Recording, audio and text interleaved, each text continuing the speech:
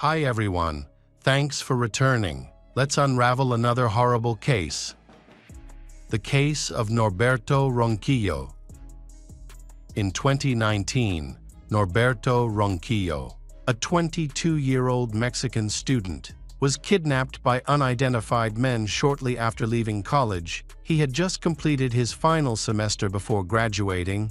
Norberto lived with his uncles in southern Mexico City, just a 15-minute walk from Pedregal University, on the evening of July 4. He left the university at 9 p.m. and texted his girlfriend to say he was coming home. A security camera recorded him leaving the building at around 9:30 p.m., but he disappeared afterward. The case attracted widespread attention in Mexico, and finding those responsible should have been easy. However, the mastermind managed to confuse the investigation, creating a bizarre story that captured the attention of many. Norberto was born in Meoqui, Chihuahua. He was known for being very sociable and charming.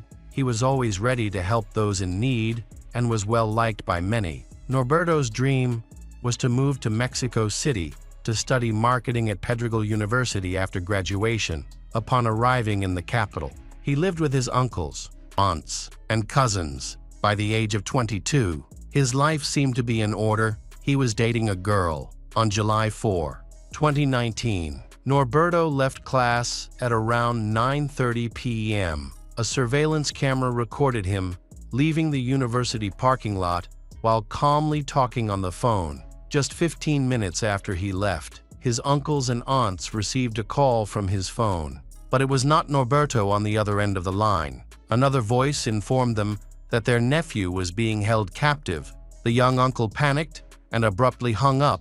The kidnappers called back, but no one answered. Finally, Norberto's aunt picked up the phone and spoke to the criminals. Their message was clear: to see their nephew Norberto alive. His uncle's family needed to hand over 5 million pesos that night at 10 p.m. The police received a report of a gray Toyota Yaris abandoned in the middle of the road.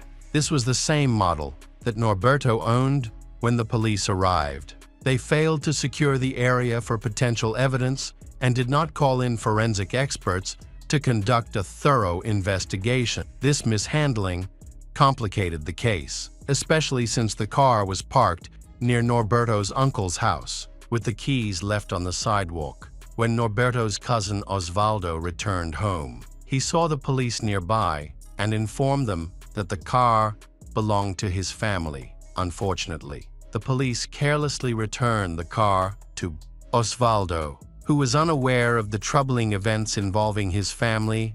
At midnight, Osvaldo returned home and received shocking news. He quickly decided to take his father to the police to report the incident. 40 minutes later, the case was officially opened. Meanwhile, Norberto's aunt chose to handle things differently. At 1 a.m., she asked her husband and son to withdraw the complaint, claiming that she had made a deal with the kidnappers. She also negotiated the ransom down to 500 pesos and some jewelry. However, it was too late. The police had already begun their investigation. Meanwhile, the kidnappers made their demands. At 3:30 a.m., Osvaldo was ordered to pay the ransom for Norberto's safe return. They instructed Osvaldo to go to Las Bombas Street, stop at a car wash, collect the money, and throw it behind bars in an empty lot. Osvaldo carefully followed all the instructions. Then the kidnappers informed him that Norberto would be released at the Chalcocan Canal. Osvaldo waited there for hours, but Norberto never arrived. The kidnappers also stopped communicating, and there was no further contact. At 7 in the morning, Osvaldo decided to call the police, who quickly began searching for the missing person. On June 5, at 10 a.m., the Prosecutor General's office officially opened an investigation. Norberto's relatives were summoned to the Ministry of Defense to provide witness statements. Meanwhile, footage from city cameras was reviewed, but no useful information was found. Cameras that may have captured footage of Norberto's abandoned car were thoroughly examined. Unfortunately, they were pointed in the wrong direction. The only camera facing the right direction was broken. The family's desperation quickly spread throughout the country. On June 6th, Norberto did not return home, and news of his disappearance was widely reported. The university then helped raise awareness, leading to media coverage of the kidnapping during his graduation ceremony. Norberto's classmates took the opportunity to rally support for the search. Dressed in caps and gowns, they displayed posters with Norberto's picture, which quickly attracted attention on social media. Norberto's mother traveled to the capital and appeared on several television shows. On June 8, a search was conducted in the areas where Norberto's car had been found. Unfortunately, this search did not uncover any new clues. The kidnappers did not contact anyone. As if they had disappeared, questions about Norberto's whereabouts continued to echo throughout the country for a long time. There was only silence, but that silence was finally broken. On June 9 at 6 p.m., the police received an anonymous tip about a body wrapped in a blanket that had been found in the Xochimilco area. The police quickly arrived at the reported location. The area was deserted, with no surveillance cameras, suggesting that the perpetrators had planned the crime carefully. The police sent the body for an autopsy. On June 10, Norberto's family came to identify the body. His family confirmed that the body found was Norberto. The autopsy revealed that he had died of exhaustion, and there were signs of torture on his body, including a broken nasal septum. As the investigation continued, the case became increasingly puzzling. Forensic experts reported that the body could have been there for 3 to 5 days, suggesting that Norberto may have died on the day he was kidnapped. Despite attempts to negotiate a ransom with the family, the criminals had no plans to release Norberto, however. These are still just theories. As many uncertainties surrounding the case remain, Norberto's body was cremated, and after the funeral, he was flown back to his hometown. The university suspended all academic activities for 3 days. The investigation into his death continues. Norberto's mother has used social media to call for justice and urge safety measures for all young people to prevent tragedies like her son's from happening again. The first to face consequences was the police, who ignored Norberto's car, a potential piece of evidence. Traces of blood were later found inside the car, but were never tested. When Norberto's cousin Osvaldo got into the car to take it to the garage, he accidentally contaminated potential evidence. However, Osvaldo did not know that Norberto was missing at the time and only learned about it when he got home. Since then, the car has not been mentioned again. The Attorney General's office has analyzed more than 20 hours of video from 6 cameras, including state and private cameras. Located near the scene of the incident, it appears that the criminals used 2 cars to carry out the kidnapping. It was revealed that one of the cars was used to distract attention from the criminals and only intervened if any problems arose. The second car was used specifically for the purpose of kidnapping Norberto. The information gathered led to a 2-part investigation. First, it was assumed that the kidnapping was carried out by a Mexican organized crime group known to the media as the Skinheads. This group targeted students from private universities and high schools within a 10-kilometer radius of Xochimilco. One similarity with Norberto's case is that the gang had previously carried out 5 kidnappings, 3 of which resulted in the victims being killed even after their families had paid ransoms. Furthermore, records show that these victims usually died within the first 48 hours of their capture. However, there are some notable characteristics of skinhead gangs. They shave the victim's head before releasing or killing them. In Norberto's case, his head was not shaved, and there was no evidence that he was being held captive. Negotiations between criminal groups and families are common in these types of crimes. Considering this, the police formed a second hypothesis. The crime could have been committed by someone close to the Norberto. they decided to question Norberto's acquaintances. The prosecutor general's office found it suspicious that the ransom was arranged so quickly, in just 20 minutes. And it was hard to believe that the criminals would agree to a discount for the family. It was also strange that Norberto's aunt refused to involve the police. Later, the police interviewed Norberto's girlfriend, aunt, uncle, cousins, and close friends. Finally, a breakthrough occurred. The police noticed that Euritzi's ex-boyfriend seemed to be interfering too much in Norberto and Euritzi's private lives. He often expressed dissatisfaction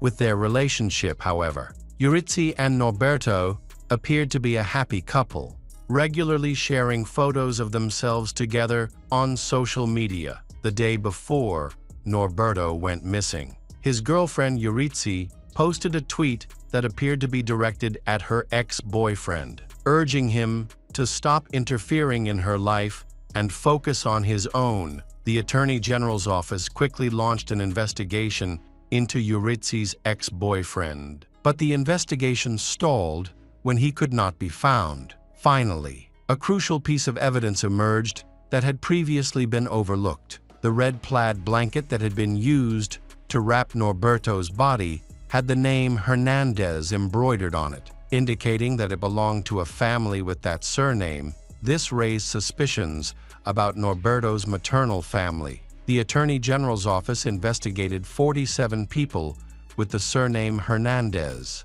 Unfortunately, these investigations were fruitless and caused delays. Meanwhile, the most promising lead in the case came from surveillance cameras. When the police reviewed footage from a camera on Las Bombas Street, they saw a white van and a red sedan drive by at 3 a.m. shortly after Osvaldo delivered the ransom, with 3 people getting out of the vehicles. After receiving new information, the police were able to clarify some important details. They quickly identified the red sedan and its owner. This discovery led to several arrests. The first arrest was of Daniel, the owner of the red sedan.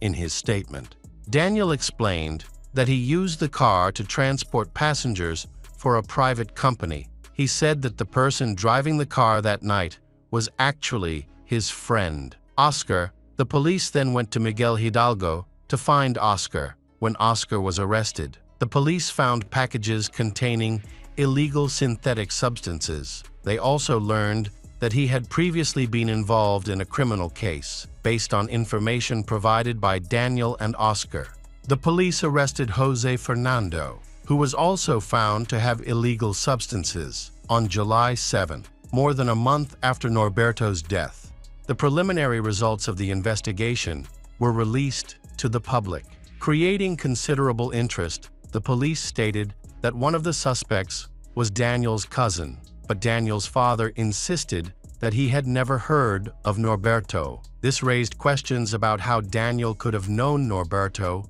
and why he would plan to kill him. New evidence quickly emerged in the case to expedite the investigation. Oscar appeared in court a few days later and surprisingly confessed to being involved in the crime. They uncovered key details and identified a woman named Euritzi Martinez, Norberto's ex-lover, as the mastermind behind the crime. Euritzi met Norberto about 3 years ago, and they dated for a short time. Romantic photos and messages to her were found on Norberto's Facebook page, and his aunt confirmed their relationship. However, the motive behind Euritzi's involvement in the crime remains unclear. Euritzi asked for Norberto to be kidnapped because he owed her 700 pesos. They planned to demand 5 million pesos from his family after she received the money. The rest would be divided among the kidnappers. Euritzi claimed that Norberto's uncle and aunt owned shops in the Central Market, which would make it easier for them to collect the ransom. However, things quickly spiraled out of control, and Norberto was killed on the night of his kidnapping. The police promptly opened a case against Norberto's ex-girlfriend, Euritzi. Until July 14, she was still active on social media after the arrest warrant for Euritzi was issued. She disappeared. She deleted her social media accounts and turned off her cell phone. A few days later, the investigation revealed that there was no debt between Norberto and Eurydice. It became clear that she only wanted to profit from Norberto's family. On July 28, 2019, Daniel and Oscar were arrested and taken into custody at a pre-trial detention facility. Initially, it seemed that the case was almost solved, with the only remaining task being to find Eurydice. However, during the investigation, the police discovered that Elvia, the owner of the house where Norberto had been held, was involved in the kidnapping. On September 21, Elvia was arrested for unlawful deprivation of liberty following her arrest. New details of the investigation emerged. It was revealed that Elvia was a witch and that the kidnappers had approached her to perform a ritual to assist in the kidnapping. Elvia had voluntarily joined the criminal group, motivated by the prospect of receiving a portion of the ransom. The final arrest in the case occurred on October 22. When the police apprehended Jose Fernando, they sought him for drug trafficking 3 days later. After being taken to prison, Jose was informed that he would also face charges for kidnapping Norberto. This indicated that the case was close to being resolved. However, the family could not achieve full justice because the main instigator, Eurydice Martinez, was still on the run. The Mexico City judiciary found Jose, Daniel, Elvia, and Oscar guilty of kidnapping and murdering Norberto Ronquillo. They were each sentenced to 140 years in prison and ordered to pay more than $1 million pesos in damages. 4 years after the case, Eurydice is still missing. Hello again, true crime fans. We've got another mysterious case to explore. The case of David Nixon. David Nixon was a friendly, ambitious, and optimistic man living in Grapevine, Texas. He had a talent for selling and was involved in trade. David married Donna Lela in 1990. The following year, they welcomed their son. He then ventured into real estate, which proved to be a successful field for him. Over time, he became one of the top agents in the city, handling million-dollar transactions. David's marriage ended in 1995 when he began an affair with flight attendant Lisa Hill. After the divorce, he stayed on friendly terms with his first wife, mainly because of their shared son, Nicholas. David then married another woman, but that marriage lasted only 2 years. He didn't remain single for long. Before his divorce from Lisa was finalized, he met a 27-year-old woman who initially overlooked his advances. Eventually, they decided to move into David's house together, which could signify his third marriage. David was known to his relatives for his love of fine and luxurious things, often owning more than his income could afford. 11-year-old Nicholas admired his father, believing David to be a wonderful man who was always willing to help the family. David was at the peak of his life when he suddenly became the victim of a horrific massacre. On the evening of April 18, 2002, a passing motorist discovered a fire and reported it to the fire department. After extinguishing the fire, the firefighters discovered a human body. They quickly called the police. In the middle of the night, a police investigator arrived at the scene of a fire at David Nixon's home in Grand Prairie, Texas. David had recently moved to the area. As the officer stepped out of his car onto the front driveway, he was hit by the horrible smell of burning flesh. He found a body wrapped in a partially burned sheet. Further investigation revealed it was an electric blanket, along with a sturdy camping tarp and rope that held everything together. When police examined the body, they found it was too charred to tell whether it was a man or a woman. However, they were able to determine that the deceased had fair skin based on the remaining facial features. It took several hours to carefully remove the body from the scene of the fire. During their investigation, they discovered several fibrous materials that could have been used to start the fire. These materials were later identified as electric blankets. Unfortunately, they did not find any other significant evidence to identify the suspect. A forensic expert analyzed the case and concluded that the victim was a man in his 40s who was murdered by a single gunshot to the heart before a fire broke out.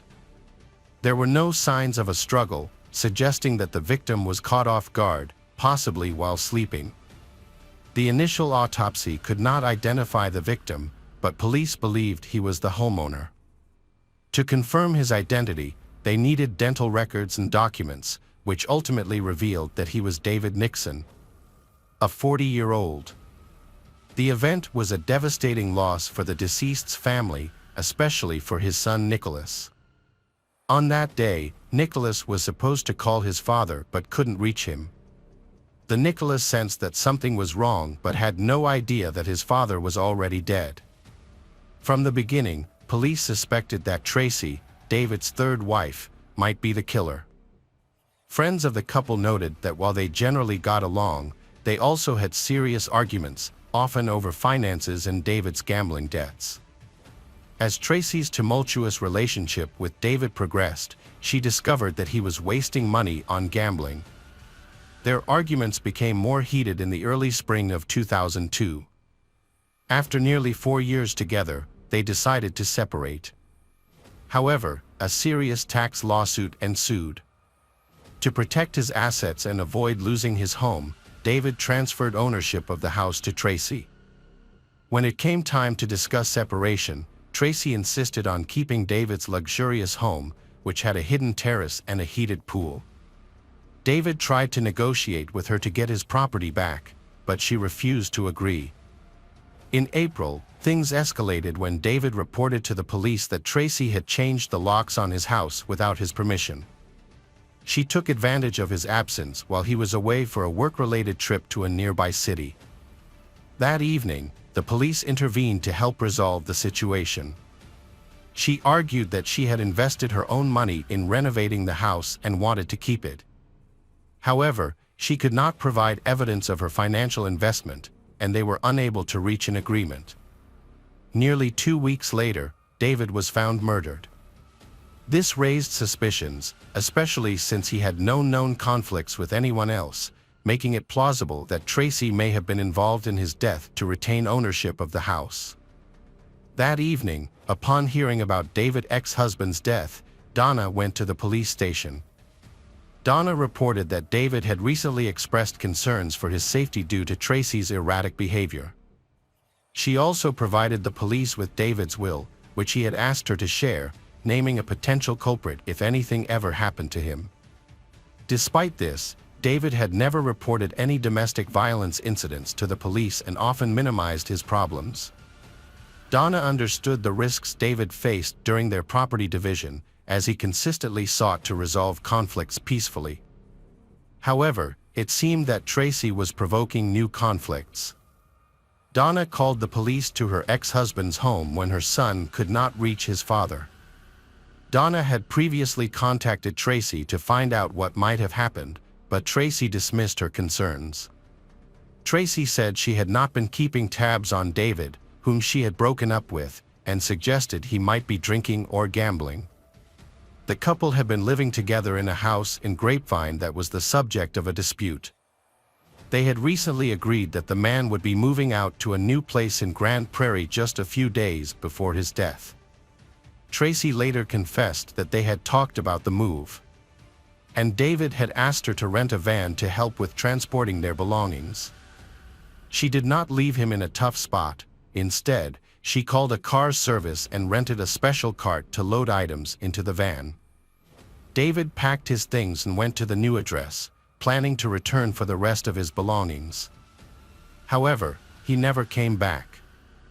The disagreements that occurred created a strong motive for the crime. From the beginning, the police were interested in Tracy. They considered her a prime suspect in the case. When the police informed Tracy of the news that David had been murdered, the police expected her to be distraught and in need of comfort after the loss of a loved one. However, her reaction was unexpected. She was indifferent, uncaring, and showed no signs of distress. From that moment on, the police began to confirm their suspicions. Tracy revealed that she and David had had a serious disagreement in the months before David's death. With tears in her eyes, she shared that just before these events, she had lost her child, which made the situation worse. Last fall, Tracy discovered she was pregnant, which coincided with the decline of their relationship. In addition, she was dealing with health issues that contributed to her emotional struggles. Realizing that it was not the right time to have a child, she chose to terminate the pregnancy. Despite her decision, she still held David responsible for the loss of the child. It's important that police found no evidence of Tracy's pregnancy, as there was no documentation to support her claims. Everything was based solely on her statements. During the first interrogation, police closely observed the Tracy, and afterward, every officer was convinced that she was not telling the truth. They noted that she gave evasive answers, appeared confused in her testimony, and her body language often suggested she was lying. The woman insisted that she was not involved in the murder and was unaware of the details surrounding it. Since Tracy refused to admit anything, the police had no evidence to confront her with. Tracy was later released from custody. Extensive searches were conducted at the scene of the massacre and in the sewer. However, much of the evidence was washed away by the fire department's efforts to extinguish the fire. Key clues included tire tracks that matched the tire tracks of the truck Tracy had rented for David's move. Small fibers of fabric similar to those used to wrap the body were also found in the sewer. It appeared that the killer had attempted to dump the body in the sewer but was unsuccessful. Although most witnesses described Tracy in a negative light, this information was not enough to make an arrest or charge. Police began reviewing surveillance camera footage near David's home. That same day, they captured footage of a young woman who closely resembled Tracy near a store not far from the residence. Although the footage was limited, it helped police reconstruct the events. After reviewing dozens of hours of video, they identified a distinctive yellow truck that had stopped near the murder scene. The tire tracks from the truck matched those found at the crime scene. They then followed the truck to a nearby driveway. Additionally, 3 days after David's murder, they spotted a white Lexus, similar to Tracy's, driving in the area. The same woman was recorded walking past the store entrance. She made a purchase and left, and store employees reported that she had purchased a large amount of cleaning products, which raised suspicion. Police recognized Tracy and began communicating with her more frequently. Despite this, she maintained that she had nothing to do with the murder and claimed that the recordings the police found were fabricated to frame her and speed up the case. Tracy gave an alibi, saying she was at her parents' house in Arlington during the time. However, police were unable to find any witnesses to confirm her whereabouts because her relatives were away. Needing more evidence to prosecute, police searched Tracy's home. They believed Tracy killed David while he was sleeping by shooting him in the heart. Forensic experts believe David may not have had time to react while he was asleep. After David's death, Tracy immediately purchased a new mattress. A shopping list from a hardware store indicated that Tracy may have been involved in the events surrounding David's death. Donna believed that the only motive for the murder was the house itself. Tracy argued that David's death would not have benefited her financially and that she deserved to inherit his house. She claimed that there was no insurance policy in David's name that would have made her the beneficiary. Since they were not legally married, she could not claim any other assets. The motive for the crime is believed to have been both money and revenge for the breakdown of her relationship.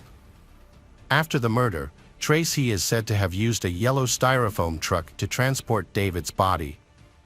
It is suspected that she planned this from the beginning to divert the investigation. Using the truck, she moved the body by loading it onto a trolley secured with straps. Tracy then took the body to the construction site of a new home. Evidence, including fabric fibers, suggests that she attempted to dispose of David's body by throwing it into the sewer at the construction site, but was unsuccessful. She left the body on the ground and returned 2 days later to carry out her plan. During this time, she was recorded on surveillance cameras several times. She then planned to dispose of the body by cremation. Tracy wanted David to be completely burned, so she wrapped his body in several layers of electric blankets. Unfortunately for her, a passerby discovered the fire and alerted the fire department. Had her plan succeeded and gone undetected, she could have disposed of the body by throwing it into a storm drain. However, fate intervened and she was unable to carry out her plan. The next day, after returning to the police station a second time, Tracy was arrested and charged with the murder of David Nixon. During a preliminary hearing, the judge granted her bail but required her to wear an electronic monitoring device until the murder trial began. Despite her guilt, Tracy had many supporters, including Roland Taylor. Roland, a local dentist and neighbor of the couple, was originally from the United Kingdom but had settled in Texas. He and Tracy had been friends for a long time. Although he had heard many accusations against her, he was convinced that Tracy was the opposite of what people claimed. He believed that David's gambling debts had created many enemies who might want to harm him.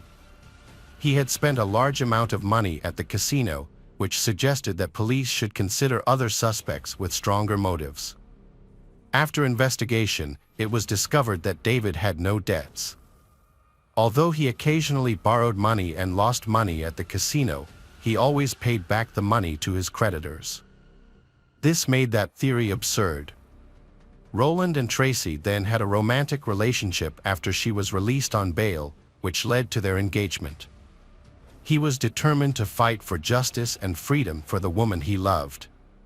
He helped her find a competent lawyer. And in 2005, Tracy hired a criminal defense attorney who, although experienced, had only handled 3 murder cases. However, he believed that the evidence against Tracy was completely circumstantial and believed that he could successfully secure her acquittal. The defense argued that she had been arrested within the first 36 hours of the investigation, too early to thoroughly consider all potential suspects and properly assess her possible involvement. Typically, an arrest would occur when there is clear evidence, such as a criminal caught in the act with a weapon. However, this was not her case. Investigations generally take longer to effectively identify and narrow down suspects. The defense viewed the police actions as an attempt to quickly close the case by blaming the first person they encountered. Additionally, he argued that the prosecutor's office lacked direct evidence linking her to the murder, as no DNA or fingerprints of Tracy were found in the house or truck, nor was the alleged murder weapon. A gun discovered. The prosecution relied on the testimony of several individuals who believed Tracy was guilty from the start due to her conflict with David. Their relationship was tumultuous. Shortly before his death, David had filed a restraining order against Tracy and stopped contacting her, even though they lived in the same home. Family members noted that David had tried to distance himself from his ex-wife. The attorney learned that the police had video footage of Tracy's interrogation and requested a copy. After reviewing the material, the defense attorney became convinced that the police used deceptive tactics to pressure Tracy into providing answers. The defense argued that the Supreme Court had intentionally portrayed Tracy in a negative light from the start. One of the prosecution's key pieces of evidence was video footage of Tracy abandoning her white Lexus, moving into a rental truck, and purchasing cleaning supplies at a store near where the body was discovered. By contacting the store clerk and obtaining a receipt from the woman in the video, it was discovered that she had used a discount card. The card was registered to Tracy, saving her 19 cents on her purchase.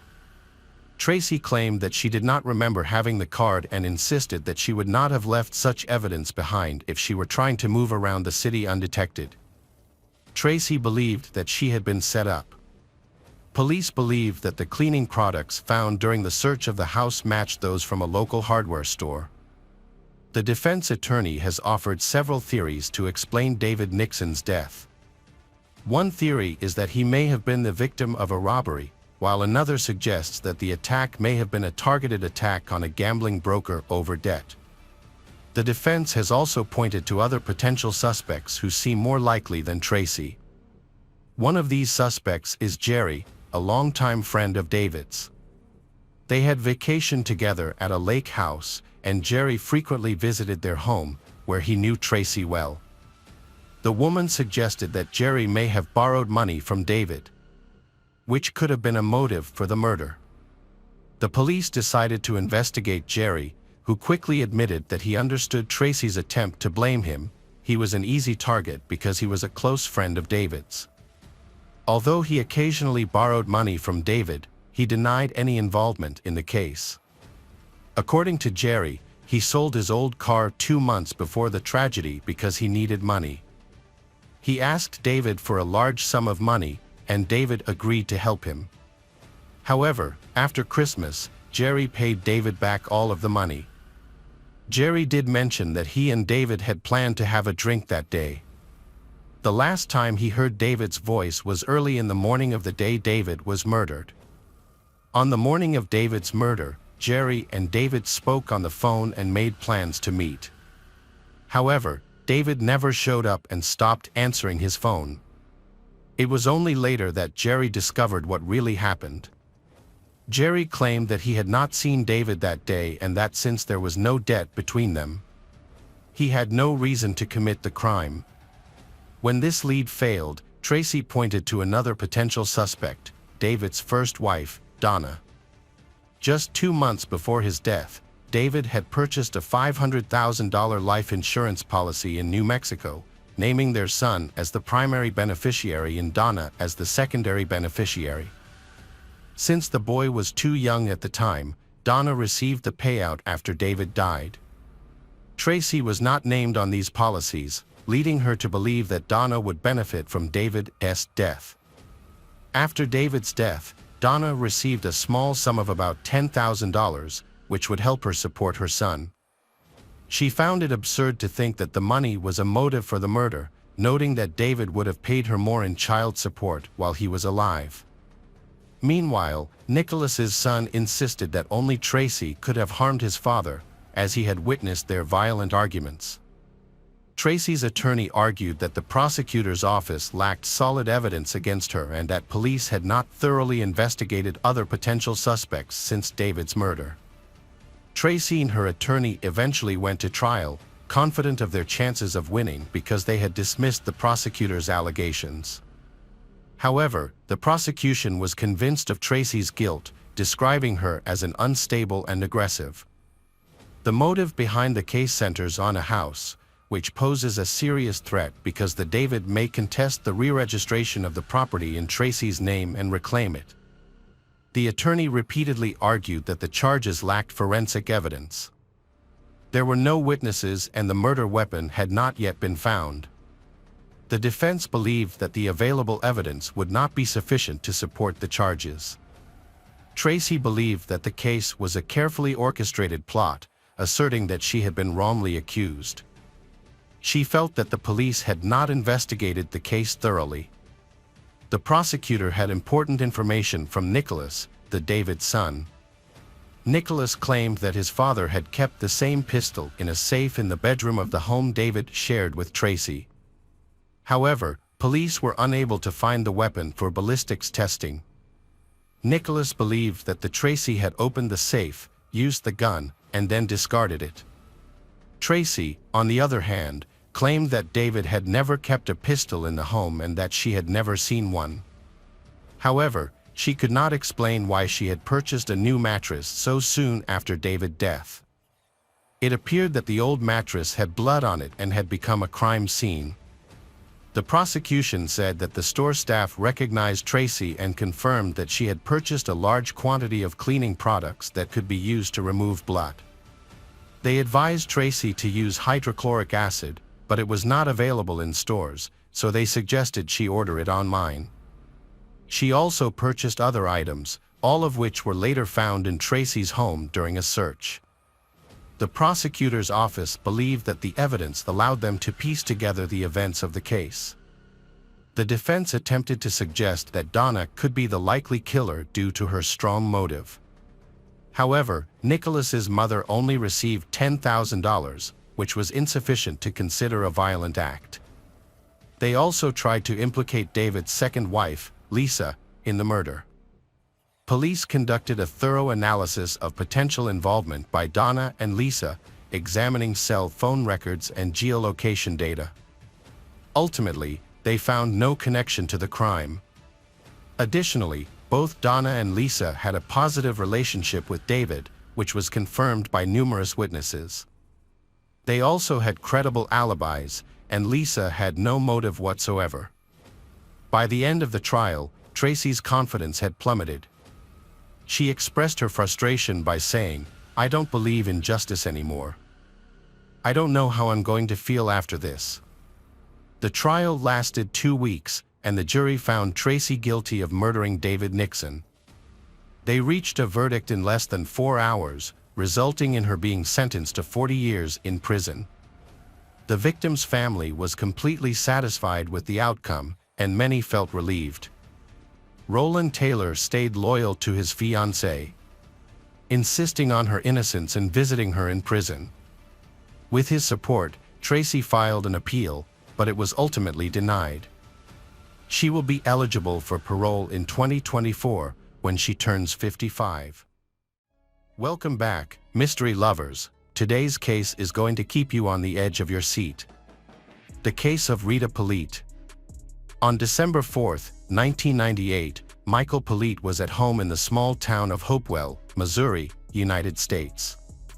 At the time, his mother, Rita, was working at a local bar. While she was working her shift, Michael was home alone.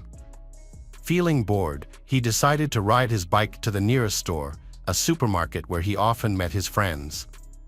When he got there, he ran into his 15-year-old friend, Josh Sansu. Michael invited Josh over and Josh agreed, and Josh spent the night at Michael's house. They passed the time playing chess and video games while they waited. When Michael's mother came home from work, he saw the headlights flashing on the sunroof and realized she was home. After Rita got home, she told the children to go to bed. Michael then woke up near dawn.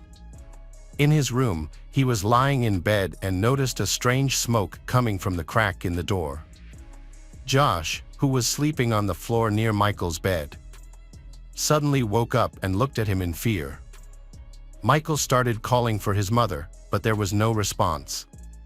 Tensions escalated, and the children began to panic. When they left Michael's room to go to their mother's room, they witnessed a horrifying scene. Josh and Michael saw Rita's legs covered in blood. Their mother's upper body was on fire. Rita was engulfed in flames up to her waist. Without hesitation, Michael ran to get water to put out the fire, calling out to her in the hope that she would answer, but it was too late. Meanwhile, Josh ran to a neighbor's house for help because they did not have a cell phone. By 6:30 a.m., emergency services arrived and firefighters began to put out the fire.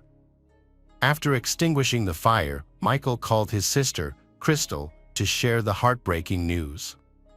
When police arrived at the scene, they found a young man sitting on his bed, in a state of shock. He was unable to stand up and struggled to speak clearly. The horrific sight and smell of burning flesh haunted him forever. Police quickly began an investigation. It was clear that the victim had suffered a traumatic brain injury. She had been struck in the head with a blunt object before being set on fire. The fire chief examined both the body and the crime scene. He quickly determined that gasoline or fuel had been used to start the fire. Forensic experts thoroughly examined the scene but found no murder weapon. Police quickly suspected the son of killing his mother. Rita's death was motivated by cruelty and hatred towards her. Rita was only 40 years old at the time. In addition to Michael, she had 2 adult daughters, Crystal and Melanie, both in their early 20s. Rita's family lived in Hopewell, Missouri, a town where residents felt safe enough to leave their homes and cars unattended. It seemed like a peaceful haven, untouched by the violence of the outside world. Sadly, even in such places, terrible crimes can still happen. The town had a friendly atmosphere and the crime rate was so low that most locals often left their doors open at night. Michael's mother, Rita, left the door open without considering the potential danger, which may explain why there was no forced entry. The police's attention was now focused on Rita's son, Michael. Michael's parents, Edward and Rita, met when they were young and eventually married. Their first children were twins named Crystal and Melanie. The girls had vivid memories of their father's cruelty. Although Rita loved Edward very much, he often cheated on her and eventually became abusive, both emotionally and physically. Unable to bear this treatment any longer, Rita decided to get the police involved. The children often witnessed their father's violent outbursts, which later led to behavioral problems, especially in Michael. About a year before the massacre, the family dynamics worsened significantly. During this time, Michael witnessed Edward physically attack Rita. He knocked her to the ground with several blows and began to strangle her. Michael and his sisters were terrified for their mother's life. Fortunately, the children managed to distract Edward, allowing Rita to escape from his grip. Following this incident, the family faced many challenges. In the summer of 1998, after over 20 years of marriage, Rita filed for divorce. Edward sought joint custody of their children, but the kids did not want to live with him. Rita chose not to escalate the situation. When filing for divorce, she cited her husband's infidelity but did not mention the years of abuse she endured. As a result, the court awarded shared custody, forcing the children to visit their father, whom they despised. Michael and Josh were taken to the sheriff's office. Although the teens were clearly not ready to talk, the police began an immediate investigation. On the way to the police station, the patrol car driver noticed Michael making strange comments and showing little emotion. Although the body had not been identified, Michael insisted that it was his mother, since there was no one else in the house. The police, ignoring the possibility that Michael might be in shock and not fully comprehending what he was saying, became increasingly suspicious of his involvement in the incident. At the police station, Michael underwent a voice stress test, which is also known as voice stress analysis. After the test, the officers informed him that he had failed, but this could be attributed to the trauma he experienced after witnessing his mother's death. Furthermore, voice stress tests are controversial and their results are often considered unreliable, usually not accepted as evidence in court.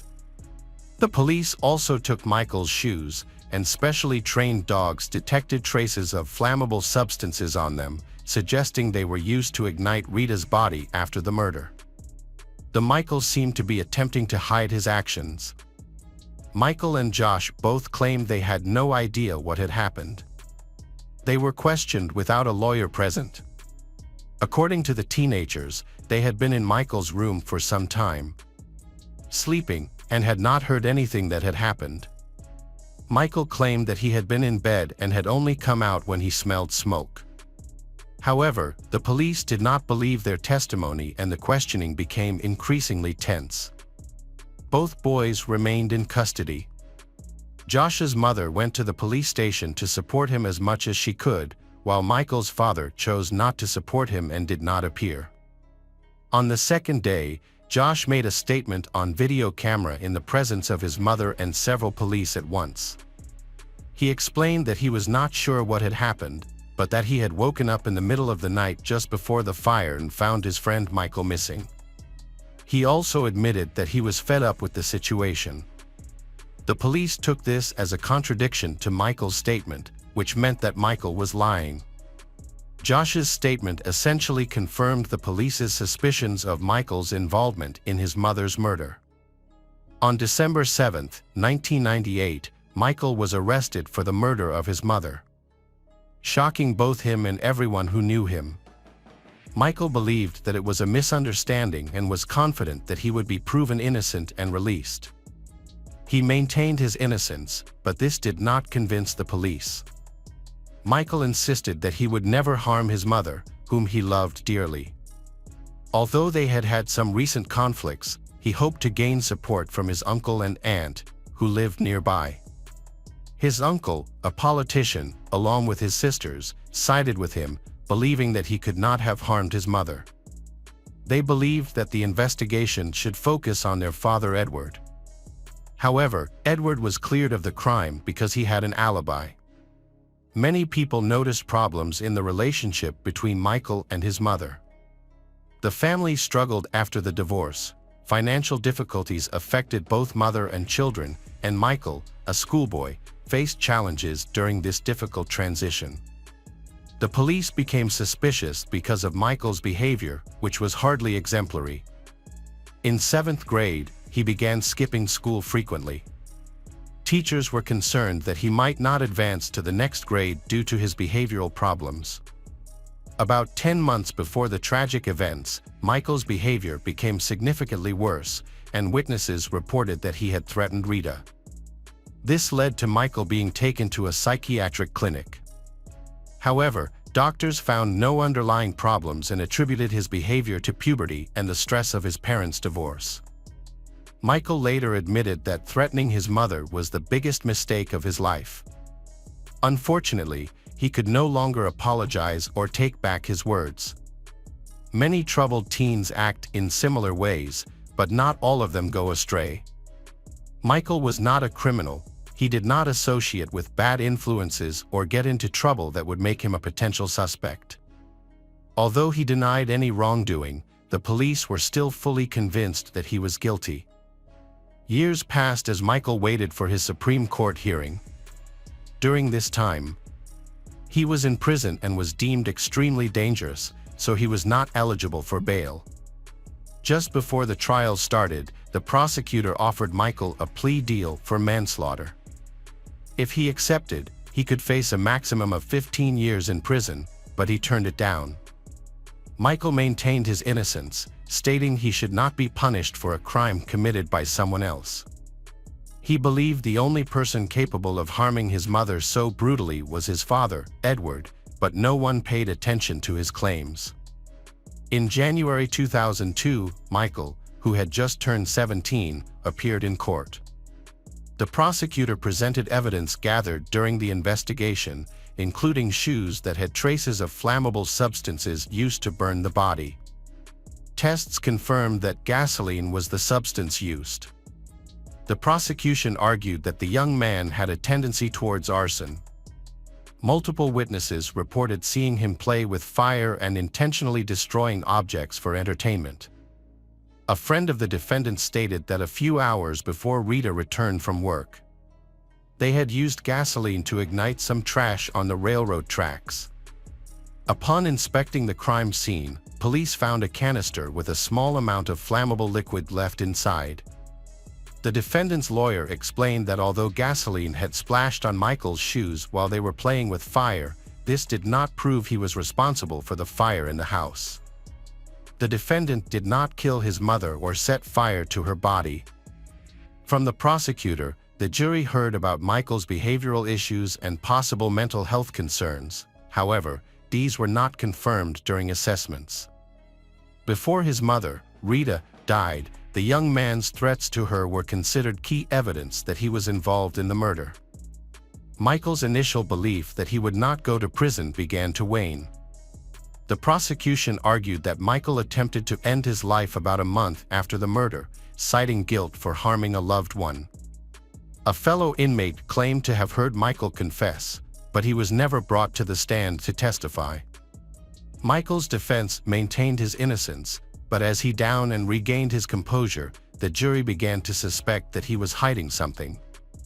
A key piece of evidence for the prosecution was a video of Josh's testimony from 3 years ago. Interestingly, Josh himself was not invited to take part in the case proceedings. From the start, Michael's defense seemed uncertain. It appeared they either lacked important information about their client or didn't believe he was innocent. The defense focused on the absence of direct evidence from the prosecution, which was actually true. No murder weapon or significant evidence was discovered. Additionally, There were no bloodstains or other traces on the Michael's clothing that suggested an attack had occurred. There were also no injuries that indicated he had struggled with the victim. The prosecution's hearings for the case lasted 3 days, after which the jury deliberated on the verdict. Initially, they struggled to reach a decision because the case was highly controversial. Eventually, they agreed that Michael was guilty of second-degree murder. Since he refused to cooperate with the prosecution, he received the maximum sentence of life imprisonment. Michael was stunned by the verdict. He accused the court of wrongful conviction and viewed himself as a victim, but he was sent to prison in Missouri regardless. No one paid attention to his claims anymore. This high-profile case drew the interest of several human rights activists who believed in Michael's innocence. However, over time, their interest in the case waned. The state correctional system is known for its extreme cruelty. From the moment he was imprisoned, Michael encountered the harsh realities of local prisons, which are among the most dangerous in the United States. On his very first day, he had a fight with his cellmate, Rome, and was sexually assaulted by prison staff. He realized that to survive in this environment, he had to adapt quickly, otherwise, he might not make it to his appeal hearing. Desperate to live freely again, he was determined to navigate this difficult phase of his life. He maintained that his conviction was due to a mistake. Despite feeling out of place in prison, Michael chose to alter his behavior by becoming more aggressive and getting multiple tattoos, as this was viewed positively by other inmates. This was his way of protecting himself. He repeatedly reached out to his father for help, but Edward did not support him. After 10 years of imprisonment, Michael's situation began to improve. During this time, he contacted the human rights organization Innocence, which advocates for the rights of those wrongfully convicted. The young man's case quickly drew the interest of several lawyers who thoroughly reviewed the case materials. They identified clear flaws in the investigation and the prosecutor's office. Human rights activists believed that the Michael's inconsistent statements made after his mother's death were a result of his fragile mental state and the trauma he had endured. Furthermore, it was evident that he was still a minor at that time. Given that his mother's skull was severely damaged, it was unlikely that a 14-year-old boy had the physical capability to cause such an injury to an adult. It was also suspicious that Michael's friend Josh didn't hear any sounds of a fight, suggesting that it likely never happened. Rita lost consciousness after just one blow from someone much larger and older than a 14-year-old boy. Furthermore, the fire chief's belief that the body was burned with gasoline was questionable. By the time emergency services arrived, the fire had already been put out, and any fuel had been consumed. The prosecutor's case relied solely on the dog's reactions, which indicated the presence of something that could start a fire. However, it's clear that the dogs couldn't accurately identify what they detected. The defense attorneys sought to challenge the key piece of evidence against the teenager, traces of gasoline found on his shoes. They argued that the testing method used to examine the soles was based on chemical reagents, which they believed was not reliable enough. They claimed this method could misidentify traces of gasoline as coming from certain polymers used in shoe production. Eventually, even the state crime lab supported this argument, noting that solvents and adhesives used in Michael's sneakers had chemical compositions very similar to gasoline. However, this information was not commonly known in the 1990s. Additionally, there was a video recording of Josh's statements. He had multiple conversations with police officers both before and after his friend's conviction. He mentioned that when he was 15, he endured lengthy interrogations by police, which were very tiring. Josh clarified that waking up in the middle of the night did not necessarily mean that Michael was harming Rita at that time. It was possible that his friend simply went to the bathroom. Ultimately, Josh expressed uncertainty about whether he could have seen an empty bed in the dark, suggesting that Michael might have been lying underneath it. Josh initially maintained Michael's innocence. However, the police created a misleading story using conversations taken out of context. Recordings from the interrogation revealed that Josh believed Michael was guilty. Josh later recanted his initial statement, revealing that police had threatened him into a plea deal to avoid being incarcerated with Michael. As a result, Josh did not testify at trial. Instead, the prosecution presented a video and audio recording of his testimony that showed potential involvement, without bringing Josh to trial. Michael's attorneys argued that this was because Josh could have contradicted key evidence that the prosecution relied on. Had the defense attorney had the opportunity to speak to Josh, the outcome may have been different. Following the incident, the media focused on securing Michael's release from prison by gathering evidence that disproved the prosecution's allegations. Many people close to Rita believed that Michael's father, Edward, was the real killer. Edward had a strong motive for the crime. After their divorce, the court ordered him to pay a significant amount of alimony to his ex-wife, which severely affected his finances. Many people attested to Edward's poor character and the way he treated his wife. During the divorce proceedings, he openly threatened Rita, saying that she would not live long enough to receive alimony. However, when Edward Politte was questioned by police after the murder, he gave an alibi. He had been more than 100 kilometers away from his home during the time of the crime, and witnesses corroborated his testimony.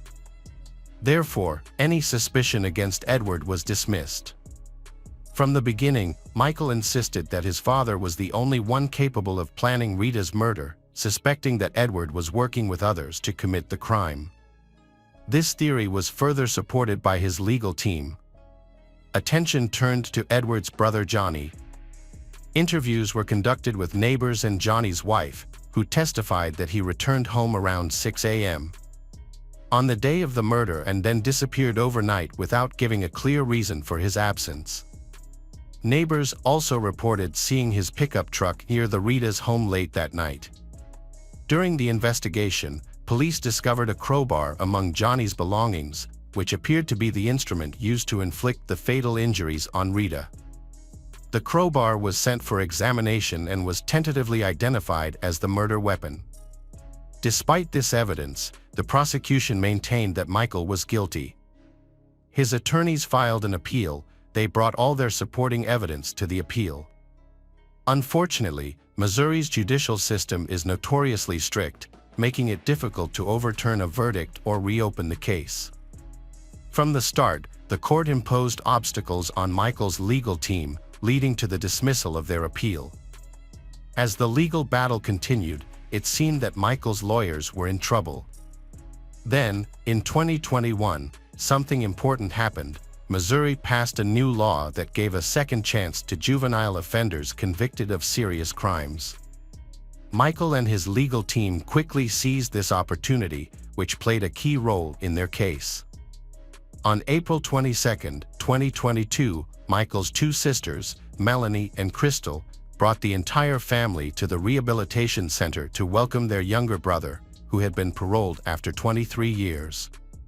At age 38, as he walked out of prison, Michael looked up at the sky and expressed gratitude to his mother, recognizing her unwavering support for keeping him hopeful during his difficult years in prison. After his release, Michael wanted to ride a bike, a favorite hobby from his life before prison. He moved in with his sister because he had nowhere else to go and hoped to forget the decades he spent surrounded by criminals. To help with this, he started removing the tattoos that reminded him of his time in prison. Eventually, he found work as a carpenter and reconnected with his old friend Josh, who sincerely apologized for his part in what happened. Michael understood and assured Josh that he held no grudge against him. Josh expressed regret for not sleeping on the sofa that night. He believed that if the attacker had come in through the front door and seen Josh on the sofa, things might have turned out differently. Despite the new law allowing for conditional early release, the prosecutor could still initiate a new trial at any time for those who had been released. However, Michael recognized that there were significant gaps in the police evidence against him. The case against him relied solely on circumstantial evidence, which could be challenged. These accusations had a serious impact on his reputation, but he remained hopeful that the court would reconsider the case, especially since the real killer was still at large.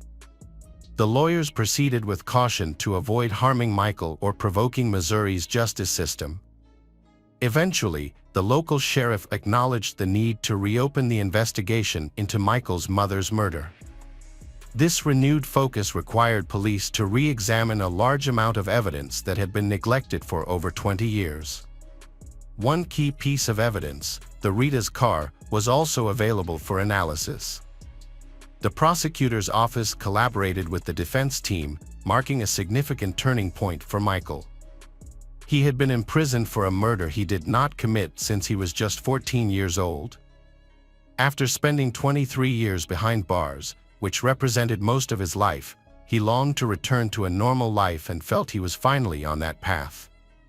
However, he still needed to clear his name completely. Additionally, Michael was determined to find his mother's real killer, convinced that his father was responsible for setting him up. This betrayal had devastated his life while his father continued to live freely. The investigation into the crime was still active, and despite the obstacles presented by the local justice system, many law enforcement officials, including the prosecutor, supported Michael. With their backing, he felt confident that the true criminal would eventually be brought to justice. The investigation is ongoing, and there are indications of progress. However, even if justice is served, it won't bring back the lost decades for Michael. Welcome back, detectives. Let's dive into another horrible case. The case of Romina Celeste Núñez Rodriguez. Romina Celeste Núñez Rodriguez was born in the fall of 1990 in Oñan, the capital of Paraguay. She was the oldest of two daughters in a poor working-class family. When the girls were still young, their parents divorced. Their mother, Miriam Rodriguez, had to raise them alone. She worked multiple jobs because her ex-husband did not provide any financial support and showed no interest in their well-being. When Romina was still in school, she started working to support her mother and younger sister. At 17, she entered a romantic relationship with a boy named Christopher. He courted her sweetly, and they dreamed of a future together. However, their happiness ended when Romina discovered she was pregnant and told Christopher. He responded by giving her an ultimatum that she could either have an abortion or they would break up for good. Romina was deeply wounded by her lover's words, but after talking to her parents, who she had always been close to, she made the decision to keep the baby. Her greatest fear was that having an abortion at such a young age might prevent her from ever becoming a mother in the future. Therefore, she felt she had no other option. Christopher, true to his word, ended all communication with her and showed no interest in Romina or their child's well-being. At 18, Romina gave birth to a son named Lucas. The arrival of the baby only made their already difficult financial situation worse. Money was extremely tight, and now Romina had to support her grandson too. Feeling depressed about their circumstances, she wanted to improve things and help her family, but she struggled to find a well-paying job in Paraguay. She called her aunt, who lived in sunny Spain. Her aunt invited her to come stay, saying it would be easier for Romina to settle there and that Europe offered more opportunities than Latin America. Without thinking too much, Romina packed only the essentials and bought a plane ticket to Spain. She left her 2-year-old son in the care of her mother and sister, planning to bring him to her once she found a new home and a stable job. In late summer 2010, Romina flew to Madrid and then traveled to Alcobendas, a provincial town, where she stayed at her aunt's house. She quickly started searching for a job, and luck was on her side. She secured a position as an administrator at a hotel, earning a good salary.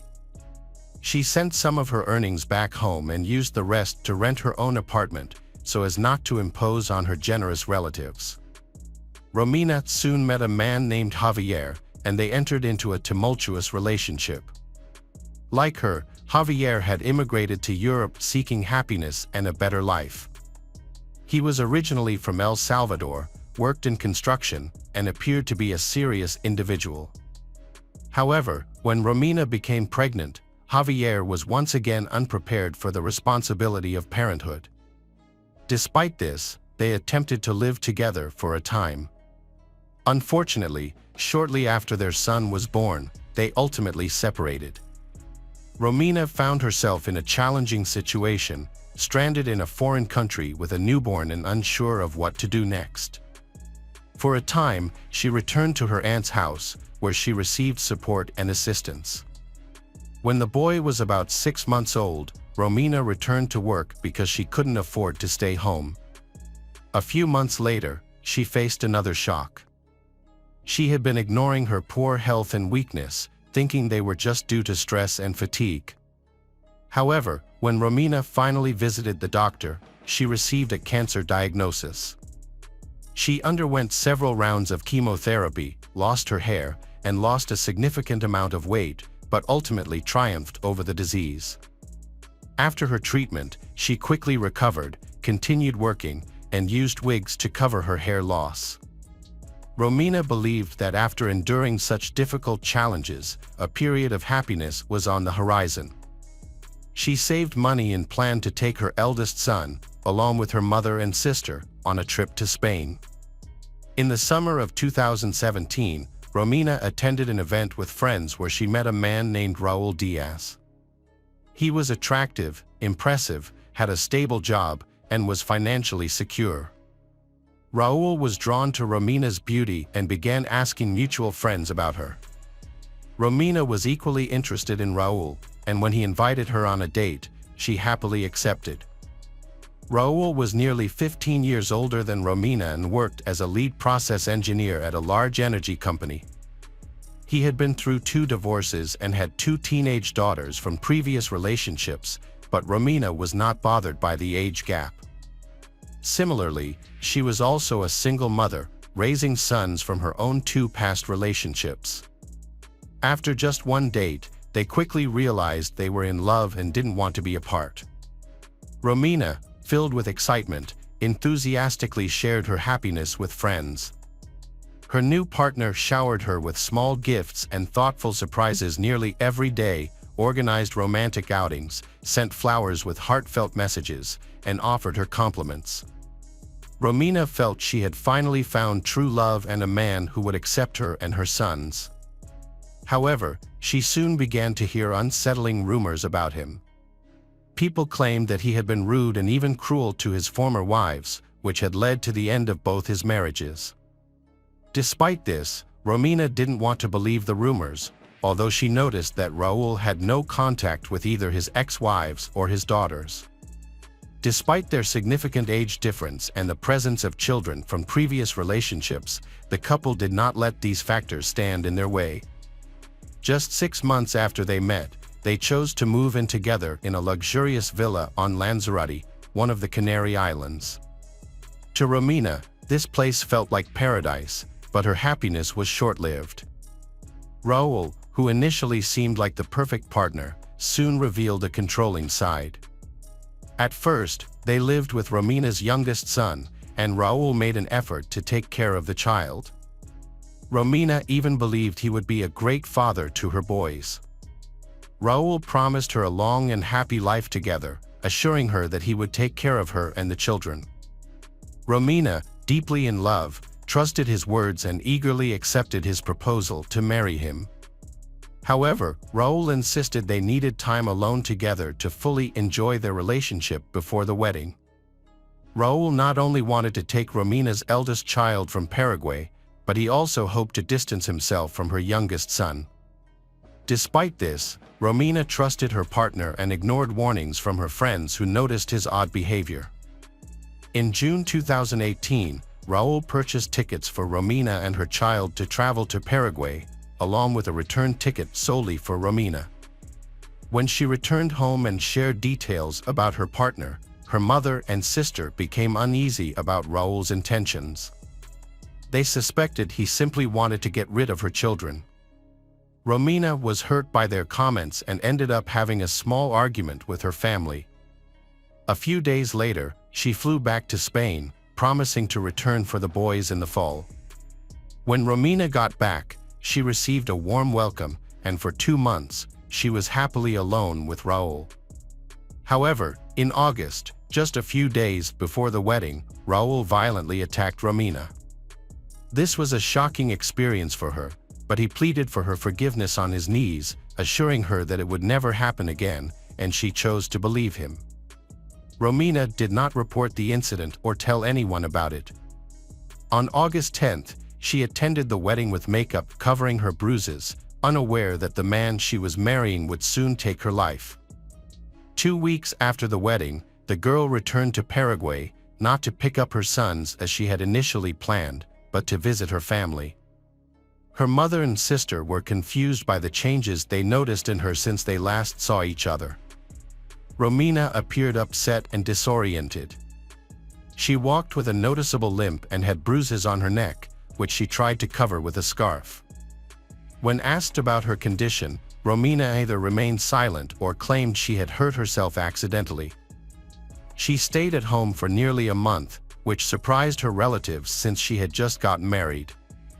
Romina explained that her husband had suggested she visit her children because she missed them. Miriam praised her son-in-law for being generous, but she still couldn't understand why her daughter seemed so unhappy. In mid-September, Romina secretly borrowed money from her relatives to buy a return ticket to Spain because her husband refused to pay for it. This should have been a clear sign that returning was not a good idea, yet Romina still hoped for a happy resolution to their marriage. On September 17th, at the airport, her mother, sister, and sons saw her for the last time. After returning to her husband, Romina's life began to feel like a nightmare. Raul, who was using illegal drugs, no longer hid his addiction from her. When under the influence, he became aggressive and emotionally abused Romina. Each time she tried to leave, he promised to change and insisted that it wouldn't happen again. After the beatings and threats, there were often brief periods when Romina's husband would become loving and caring again, showering her with gifts and planning romantic outings. However, these peaceful moments became shorter over time, and instances of violence occurred more frequently. Just before the new year, Romina confided in her best friend that she feared her husband and worried he might eventually kill her. On December 29th, Raul beat her so severely that she had to seek medical attention. The hospital staff noticed something was wrong and considered calling the police to report the incident. At that moment, Raul arrived and insisted that Romina had simply fallen and that there was no need to involve the authorities. Romina went along with his story, declined hospitalization, and returned home with him. On January 1, 2019, Miriam, Romina's mother, repeatedly tried to call her daughter, but Romina did not answer. Concerned, Miriam then called her son-in-law to check on Romina, but he also did not answer. After several days of no contact, Miriam sent Raul a message indicating she would go to the police for help. This prompted Raul to quickly return her call, explaining that he and Romina had a fight on December 31st, after which she left with her belongings. He reassured Miriam that Romina would be okay and would return home soon, as this had happened before. Miriam, however, doubted Raul's explanation and felt something was wrong with her daughter. She insisted that Raul report the situation to the police. Finally, on January 8th, pressured by Romina's family, Raul reported her disappearance. This time, he altered his story slightly, claiming that after their quarrel, Romina had taken some money from him and suggested that she might have gone to Paraguay to see the children, which is why he was not too worried before he heard from Miriam. What was Raul hiding? His testimony was filled with confusion and contradictions, raising many questions and suspicions. As a result, law enforcement decided to investigate the couple's life. After speaking with friends and family, they discovered that the marriage was far from perfect. Romina had often complained to loved ones about her husband's abuse, though she never provided details. Others frequently noticed bruises and injuries on her body. The police decided to place Raul under covert surveillance, tapping his phone conversations. However, Raul seemed to sense that he was being monitored and acted very cautiously, avoiding any behavior that might raise suspicion. Despite this, the investigation continued, and it was soon revealed that Romina had visited the hospital on December 29 with signs of severe beating. Her husband almost forcibly took her from the hospital, preventing her from going to the police. A few months ago, Romina filed a report for domestic violence but retracted it the following day. A week later, Raul, having calmed down somewhat, made a phone call to a relative in the police and carelessly mentioned that his wife was no longer alive and that her body would never be found. This statement prompted police to arrest him as the primary suspect and interrogate him thoroughly. Raul claimed that on New Year's Eve, his wife had been drinking heavily and started to argue with him. She demanded that he bring their children to live with them. When he said he wasn't ready for that, she had a violent outburst, started fighting, and began throwing things at him. Raul stated that he left his house for a few hours until things calmed down. Upon returning, he discovered Romina in the bathtub, unresponsive. He suggested that she had suffocated due to excessive drinking but was worried he might be suspected of her death or accused of murder. To protect himself, Raul decided to erase all evidence and report her as missing. Everyone was shocked by his admission of how he disposed of her body. He claimed he burned Romina's body on a barbecue in the backyard. Living in a luxury complex with a spacious area, he thought the neighbors wouldn't notice what he was doing or smell the burning flesh. However, he underestimated the situation because the barbecue did not function like a crematorium, and her remains were not fully burned after several hours. He then removed the body from the fire, cut it into parts, and put the pieces into separate bags. A few days later, he rented a car to transport the dismembered body to a remote and desolate area of the island, where he discarded the bags into the sea from the cliffs. The police spent weeks searching the shoreline and surrounding areas based on Raul's statements about where he had thrown his wife's remains. Divers and many volunteers participated in the search for body fragments underwater, but none of their efforts produced any findings. Meanwhile, on January 16th, Raul was officially charged with domestic violence and the murder of his wife. This development followed a detailed search of his home, which utilized specialized equipment and luminol. This search uncovered multiple traces of washed blood in different rooms. Investigators discovered that Raul had been ordering caustic soda online, a substance used for removing organic materials and paint. In one of the second-floor rooms, he had scrubbed a bloody stain on the floor so aggressively that he damaged it and then attempted to cover it up with paint. According to investigators, this is the room where Raul dismembered his wife's body. Additionally, a broken piece of Romina's fingernail was found on the floor, which had traces of blood and Raul's skin cells, suggesting that she may have been alive and fought back during the incident. Also in the bathroom, investigators discovered Romina's contact lens stuck to the wall, possibly from a strong impact to her face. Despite extensive searching, law enforcement could not find any other remains. Meanwhile, a tourist called to report a lung fragment he found on the beach. He was unsure if it was from a human or an animal, but knowing that authorities were looking for a body in the area, he reported his discovery. By the end of February, forensic analysis confirmed that the lung fragment belonged to Romina. Raul continued to claim his innocence despite the evidence and examination results. He maintained his original belief that the woman had drowned in a bathtub while heavily intoxicated, even though evidence suggested there had been a violent struggle. He also stated that he did not use any tools to dismember the body. Instead, he claimed to have tried to burn it completely on a barbecue, asserting that the remains fell apart due to the heat, and he then placed them in bags to dispose of. This account was false for several reasons. First, the body of the adult Romina could not have fit in the fixture in his yard.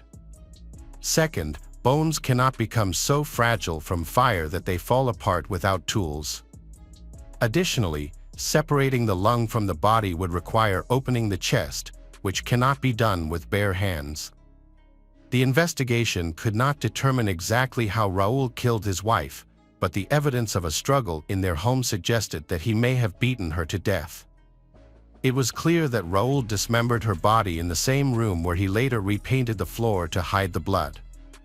Eventually, faced with overwhelming evidence, he admitted that he accidentally killed his wife during a fight, contradicting his earlier claim that he found her dead in the bathtub. Despite his claims that she was drunk and violent, the defendant was found guilty in June 2023. Romina's family felt the sentence was too lenient. He received a 12.5-year sentence for involuntary manslaughter, 2 years for confirmed domestic violence, and 1 year for causing serious bodily harm to Romina in December 2018 when she was hospitalized. He also received several months for bodily abuse. In total, the combined punishment was less than 16 years in prison. Raul is currently serving his sentence while simultaneously trying to appeal the court's decision. The story of Romina Celeste Núñez Rodriguez serves as a poignant reminder of the devastating consequences of domestic violence and the complex struggles faced by individuals seeking a better life. Despite her resilience and efforts to overcome adversity, Romina became a victim of a controlling and abusive relationship, ultimately leading to her untimely demise. The court's lenient verdict against her perpetrator reflects the ongoing challenges in addressing domestic violence, leaving her family and loved ones grappling with their loss and advocating for justice.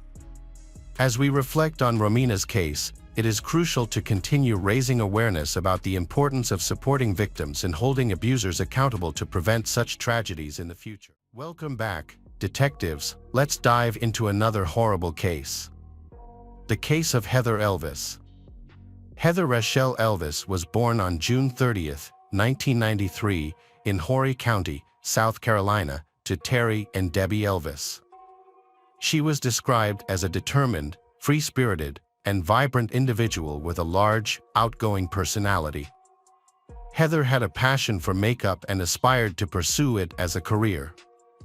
A talented, cheerful 20-year-old girl, she actively shares her thoughts and interests on social networks. Heather is known to be somewhat rebellious, living life her own way without regard for other people's opinions. After graduating from St. James High School in Maules Inlet in 2011, eager to experience her independence, Heather's parents allowed her to move into an apartment in Myrtle Beach with her best friend Brianna. To make ends meet while studying cosmetology, Heather had 2 part-time jobs, one at the House of Blues in North Myrtle Beach and another at a Scottish-themed restaurant called the Tilted Kiln in Myrtle Beach.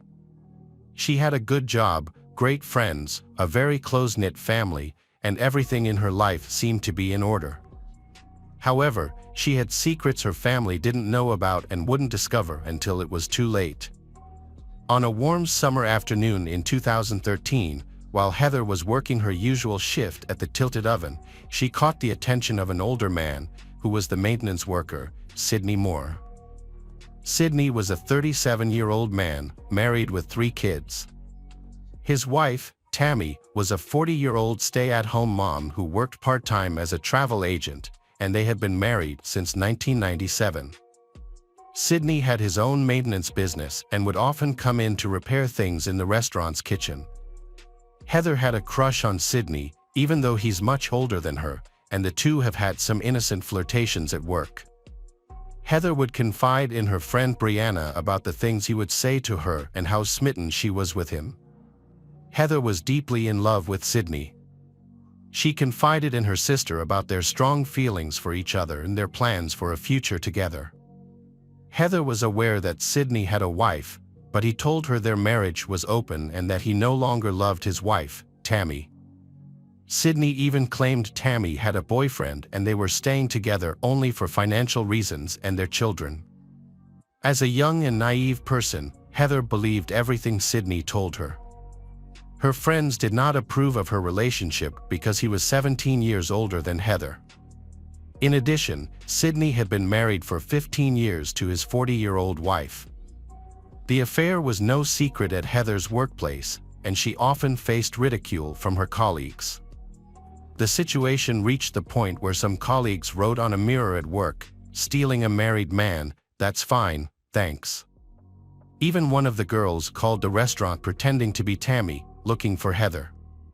This scared Heather and she left work immediately, thinking that Tammy might show up at any moment. They said their relationship continued until September 2013, when Heather tweeted that once upon a time, an angel and a devil fell in love, but it did not end well, referring to her relationship with Sidney. Tammy, Sidney's wife, eventually discovered the affair, though it remains unclear how. According to people close to Heather, once Tammy learned of the affair, it caused a major upheaval. After discovering her husband's infidelity with Heather, Tammy called Heather and demanded that she end the relationship. Tammy then put Sidney on the phone, and he told Heather that she meant nothing to him, that it was over, and he insulted her in a way that severely impacted Heather's confidence and self-worth. In the following weeks, she tried to focus on rebuilding herself and directing her attention to her goals and work. However, Tammy was just getting started. Tammy forced Sidney to tattoo her name above her pubic area. She also handcuffed him to the bed at night so he couldn't escape. In the coming weeks, Tammy continued to send Heather rude messages, even calling Heather as many as 40 times a day. Heather believed that mocking Tammy was the best way to handle the situation, saying that Tammy should be worried about her husband instead of sending her messages. Tammy then followed up by sending a photo of herself and Sidney together in bed. Heather responded a few days later, on November 1st, saying that she thought Tammy was obsessed with her and that she no longer needed to worry about Tammy. On November 5th, Tammy replied that Sidney no longer had a phone, referring to Sidney's lack of a phone, which prevented him from communicating with her. Tammy also tries to get Heather fired from Tilted Kilt, calling the restaurant every day and telling them that Sidney won't fix things anymore as long as Heather works there. Heather informed Sidney that she wanted Tammy to stop calling the restaurant, as Tammy's frequent calls had caused Heather to lose hours of work and be sent home. Heather and Sidney last saw each other on November 5th after they had agreed to end their relationship. After suffering a broken heart, Heather remained determined to move forward. Those around her noticed how she had regained her smile. Things started looking up when she was offered a job at a beauty salon, bringing her closer to her professional dream. As for Tammy's messages and calls, Heather got used to ignoring them, hoping that eventually Tammy would get bored and leave her alone. On November 19th, Sidney and Tammy purchased a brand new black Ford F-150 and drove to California with their children to visit Disneyland as a way to rekindle their romance. The trip lasted for 3 weeks. Meanwhile, despite Heather's life taking a turn for the better, those around her soon started to notice that she was gaining weight. This was evident to the extent that she had to be given a new, larger uniform at work, as her usual one no longer fit. Specifically, Heather went from wearing a size A cup bra to a size C cup, and from a medium-sized skirt to a large. These changes are typically associated with pregnancy. Heather took a pregnancy test at work, but the results were inconclusive. While it was widely believed that Heather was pregnant, given the changes in her physical appearance and her intimate relationship with Sidney, the exact status of her pregnancy was uncertain. Despite this, Heather's confidence was returning, and she had arranged a date with a man closer to her age, with whom she had been conversing for some time. The situation seemed promising for Heather. It was December 17, 2013, when Heather headed out for her date. They didn't have any specific plans and were eager to get to know each other better. They went out for dinner and then drove around to check out the Christmas lights, which was one of Heather's favorite holiday activities. Later, Heather's date, Stephen Caldy, took her to the mall, where he taught her how to drive a car with a manual transmission. He also took a photo of her while she was trying to drive his car. Heather sent this photo, which showed her having fun on her date, to her best friend Brianna, who she lived with, as well as to her father Terry. According to the information provided, Heather Elvis and her date began around 10 p.m. and ended shortly after 1 a.m. After dropping Heather off at her apartment, they had plans to meet again the next day. Unfortunately, this would be the last time Heather's presence was confirmed. A little over half an hour after returning to her apartment, Heather received an unexpected call from Sydney. During the 4-minute call from a payphone, Sydney apologized to Heather and expressed his love for her. He even confessed that he had left Tammy in the hopes of being with her. At 1:44 a.m., Heather contacted her roommate Brianna, who was visiting relatives out of town. In tears, Heather told Brianna that Sydney had called to confess his love for her. Brianna advised Heather to thoughtfully evaluate the situation, not jeopardize her recent relationship with Stephen. Heather said she would think about it and then sleep, but she couldn't sleep that night. At around 2:29 a.m., Heather tried calling the number that Sydney had previously called several times, but there was no answer. At around 3:16 a.m., she attempted to call Sydney's mobile phone, but again there was no answer. Unwilling to give up, Heather called Sydney's mobile phone once more, and this time, the call lasted just over 4 minutes. The content of this phone conversation is unknown. After the call, Heather got into her car and drove to a place called Peachtree Boat Landing, which is located approximately 3 miles from the house of Sydney and Tammy. At 3:38 a.m., Heather arrived at the Peachtree dock. She tried to contact Sydney's phone again, but got no response. She made follow-up calls at 3:39 a.m., 3:41 a.m., and 3:46 a.m., but Sydney still didn't answer. While Heather was trying to meet Sydney, 2 security cameras captured a black Ford F-150 pickup, similar to the one owned by Sydney and Tammy, heading from the direction of their house towards the dock. The following day, a local police officer patrolling the area found Heather's car, a green Dodge Intrepid, parked at Peachtree Landing, on the banks of the Waccamaw River. After verifying the license plate and discovering that the vehicle was registered to Heather's father, Terry Elvis, the officers went to Heather's parents' house. They questioned Terry about the car, and since he had a spare set of keys, they went to the vehicle and noticed that Heather's keys, identification, purse, and phone were not inside. The police allowed Terry to search the vehicle and then let him take it home. Terry repeatedly tried to call Heather, but the calls went straight to voicemail. When Heather failed to show up for work, the police investigated her apartment but found no sign of her. A search for the missing Heather was initiated, and her friends and family created posters, leaflets, and a Facebook page titled "Find Heather Elvis" to aid the search. As the police investigated, suspicion soon focused on Sydney and Tammy due to evidence of text messages, phone calls, and public knowledge of the affair between Heather and Sydney. Sydney and Tammy also posted on Facebook, speaking disrespectfully of Heather and her family. Sydney referred to Heather as a girl who traded fellatio for pumpkin-spiced lattes, and Tammy posted a lengthy status about how Sydney cheated on her in September and October. Detectives gathered evidence suggesting Sydney's involvement in the case. They observed his pickup leaving the Peachtree Landing area at 3:45 a.m. and found that he had disconnected the vehicle's GPS system on the night of December 18th, making it difficult to confirm if the CCTV footage showed his vehicle. Despite the lack of concrete evidence, the investigation continued. On February 21, 2014, Sydney and Tammy were arrested and charged with kidnapping, obstruction of justice, and 2 charges of indecent exposure. After an 11-hour search, they were charged with indecent exposure for taking sexually explicit pictures of themselves in public areas, as well as obstruction of justice for providing false information to the police regarding a pay phone. On February 24, 2014, the police held a press conference to announce that they had charged Sydney and Tammy with the murder of Heather. The police claimed to have found evidence that led them to suspect that Sydney and Tammy had kidnapped and murdered Heather. In 2015, Sydney and Tammy were released from prison after 11 months, and their bond was set at $100,000 per person. During the bond hearing, prosecutors stated that there was no direct link between Sydney and Tammy and Heather's disappearance.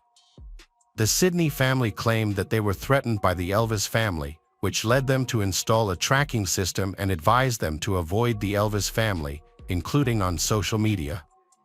The murder charges were dismissed without prejudice in March 2016, which means the prosecution could choose to charge them with murder again if they wished to do so. The kidnapping charges were also reduced to pending, and the charges of indecent exposure against both of them were dropped. On June 20, 2016, Sydney's trial for the kidnapping of Heather began, and it was revealed in court that Heather was possibly pregnant. Detectives discovered that when Sydney went to Walmart, he purchased a pregnancy test and cigars. Afterward, Sydney went to a pay phone to call Heather and then to meet up with her. Sydney explained that the pregnancy test was for his wife Tammy because they were trying to have a child, even though the home security footage of Sydney's residence showed them washing their car after December 18, burning rags, and having a receipt for a pregnancy test in their possession. Sydney was charged with kidnapping, but the first trial resulted in a mistrial because the jury could not reach a verdict. Despite the lack of abiding evidence that Sydney murdered Heather, 10 of the 12 jurors wanted to convict him, while the remaining 2 did not. In 2017, the Court of Appeals affirmed Sydney's conviction for kidnapping and attempted kidnapping of Heather and sentenced him to 30 years in prison. In October 2018, 5 years after Heather went missing, Tammy was put on trial for kidnapping and conspiracy. During the trial, it was revealed that Tammy was infuriated by her husband's affair with Heather, especially after rumors began to circulate that Heather was pregnant in December 2013. In addition, a family friend of the Sydney, named Donald DeMarino, testified that he saw an image of Heather on Tammy's phone during a family gathering that took place after Heather's disappearance. Donald mentioned that in the image, it appeared that Heather was unable to walk or speak. Allegedly, the image disturbed him so much that he withdrew from the meeting after seeing it. The image in question was not shown, nor were any further details provided. However, this testimony, along with all the other evidence presented by the prosecution, was sufficient to convince the jury to reach a guilty verdict in just under 2 hours. She was found guilty and sentenced to 30 years in prison on both charges, and was eligible for parole after serving a specific amount of time. To this day, what happened to Heather Elvis that night in December 2013 has not been revealed. Both Sydney and Tammy have tried to appeal their convictions for years, insisting on their innocence, but without success. Currently, Sydney is incarcerated at the Lee Correctional Institution Maximum Security in Bishopville, with a projected release date of March 31, 2044. On the other hand, Tammy is in the Letcher Medium Security Correctional Center in Greenwood, with a projected release date of May 9, 2043. To this day, no trace of Heather Elvis has been found. A memorial garden was installed at Peachtree Boat Landing in her honor. Heather's disappearance has left an indelible void in the lives of her family and friends. The pain they have endured, the unanswered questions, and the longing for a resolution have become an enduring chapter in the history of Myrtle Beach. The Myrtle Beach community, united by the hope of obtaining answers, has come together in search efforts and vigils. Heather's story has echoed far beyond this coastal town, reflecting the challenges of navigating the complexities of love and relationships. Welcome back, detectives. Let's dive into another horrible case. The case of John Parker. John Parker was born in 1970. He, along with his older brother, grew up in Indiana, United States. Born into a middle-class family, John was an ambitious young man with a strong desire for independence and self-improvement. Right after graduating from high school, he began looking for ways to make money. His brother recalls that John's first job was as a waiter's assistant in a restaurant, but he left the position quickly for unknown reasons, and he feeling frustrated at work. However, this setback did not dampen his ambitions. Soon after, he found a new job that offered him greater independence and helped him realize his true passion, sales. John's career took off when he became a door-to-door salesman for Kirby vacuum cleaners. At first, his family doubted his decision, but he quickly proved them wrong. By the end of his first year, John had become the top salesperson in the area. He worked diligently, often putting in 12 to 16 hours a day, which earned him recognition at company meetings and the respect of his peers.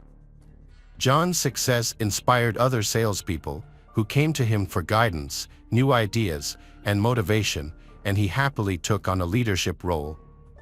During this period, John met Judy, a 20 years old from Texas. She comes from a low-income family.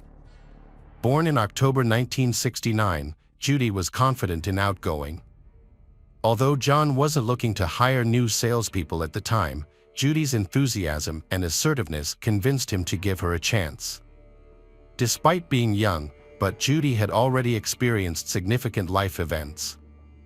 At 14, with her parents' permission, she had gotten married and later divorced, resulting in 2 children, Christina and Daniel Hicks. John decided to mentor Judy in vacuum cleaner sales. Judy to be a quick learner, and she not only earning a spot on John's sales team but also winning his affection. The two eventually started dating each other. John's life was thriving. He was renowned for his exceptional sales skills and training abilities, and Judy's support in both his personal and professional life. This foundation gave John the confidence to launch his own business in Michigan, specializing in selling and servicing Kirby vacuum cleaners.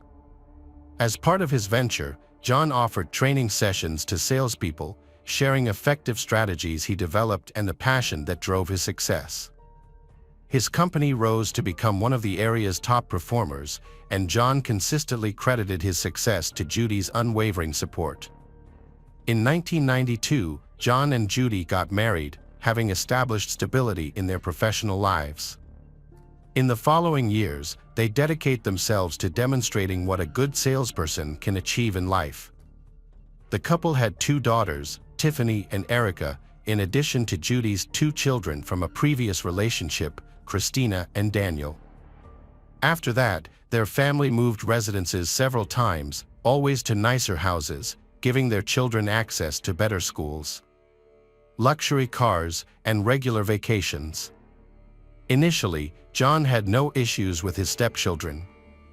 While Daniel was energetic and sometimes mischievous, Christina was a sweet and well-behaved child. John and Judy enjoyed a comfortable life, and John used his wealth as motivation for young salespeople he trained, proving that hard work and determination can bring about a prosperous life. As Christina and Daniel entered teenage years, problems arose. Christina began associating with people who exhibited poor behavior and allegedly engaged in underage drinking and even drug use. At the same time, Daniel, who was 13, was dealing with anger issues and hanging out with a questionable group of friends. One incident occurred when Daniel took his father John's car and drove recklessly through the neighborhood with his friends, knocking down and damaging several mailbox posts. To avoid trouble with the police, John took responsibility for the damage and personally paid the affected homeowners the next day. Around this time, John received a complaint from his stepson's school regarding the boy's misconduct. Unfortunately, the situation escalated, and John physically struck the young man, causing further strain on their relationship. 9 years after the family began living together, Judy decided to take them on a trip to Texas, where she grew up. During this visit, Judy expressed her concerns to her brother about her troubled marriage and the mistreatment of Christina and Daniel by John. However, Judy blamed John for her children's problems, and she made excuses for their misbehavior, which made their family problems worse. John's life became even more complicated when he began to suspect his wife of having an affair, specifically with one of his employees. To uncover the truth, John took matters into his own hands. He installed cameras in several parts of the office and eventually obtained clear evidence of his wife's infidelity. This discovery was a real shock to John, completely changing his previously happy and friendly personality. John's behavior deteriorated as he began drinking excessively, leading to intense arguments with Judy and violent outbursts towards his children. When Tiffany's teacher informed John that she hadn't brought her homework, he punished her with a belt, leaving visible marks. The teacher reported the incident to social services the next day after seeing the injuries. Before social services arrived, John intimidated the children by implying that if they wanted to maintain their comfortable life, they should remain silent about the beating. As a result, Tiffany falsely accused Daniel of being responsible, and he didn't deny it. John's bad mood affected not only his family, but also his employees and the company's clients, who suffered through his fits of anger as a result of his wife's infidelity. In an attempt to create distance between his wife and the person she was involved with, John moved his family to a more affluent area in Crown Point, Indiana. Despite still loving his wife and hoping that a change of environment would give them a fresh start, the situation did not improve. While Judy lost weight and changed her style to improve her appearance, John did the opposite. He let himself go, grew a beard, started smoking, and only wore jeans. His preoccupation with his personal problems left him constantly distracted. As a result, the business began to suffer, teetering on the brink of bankruptcy. John was forced to sell his boat to stay financially afloat. Rumors spread throughout the office that Judy was having an affair with Jeff, John's closest business associate. Although the validity of these rumors was uncertain, but they put more strain on John and Judy's already troubled marriage. John's world was turned upside down when Judy told him she wanted a divorce. However, John made it clear that if she left him, she would be left with nothing.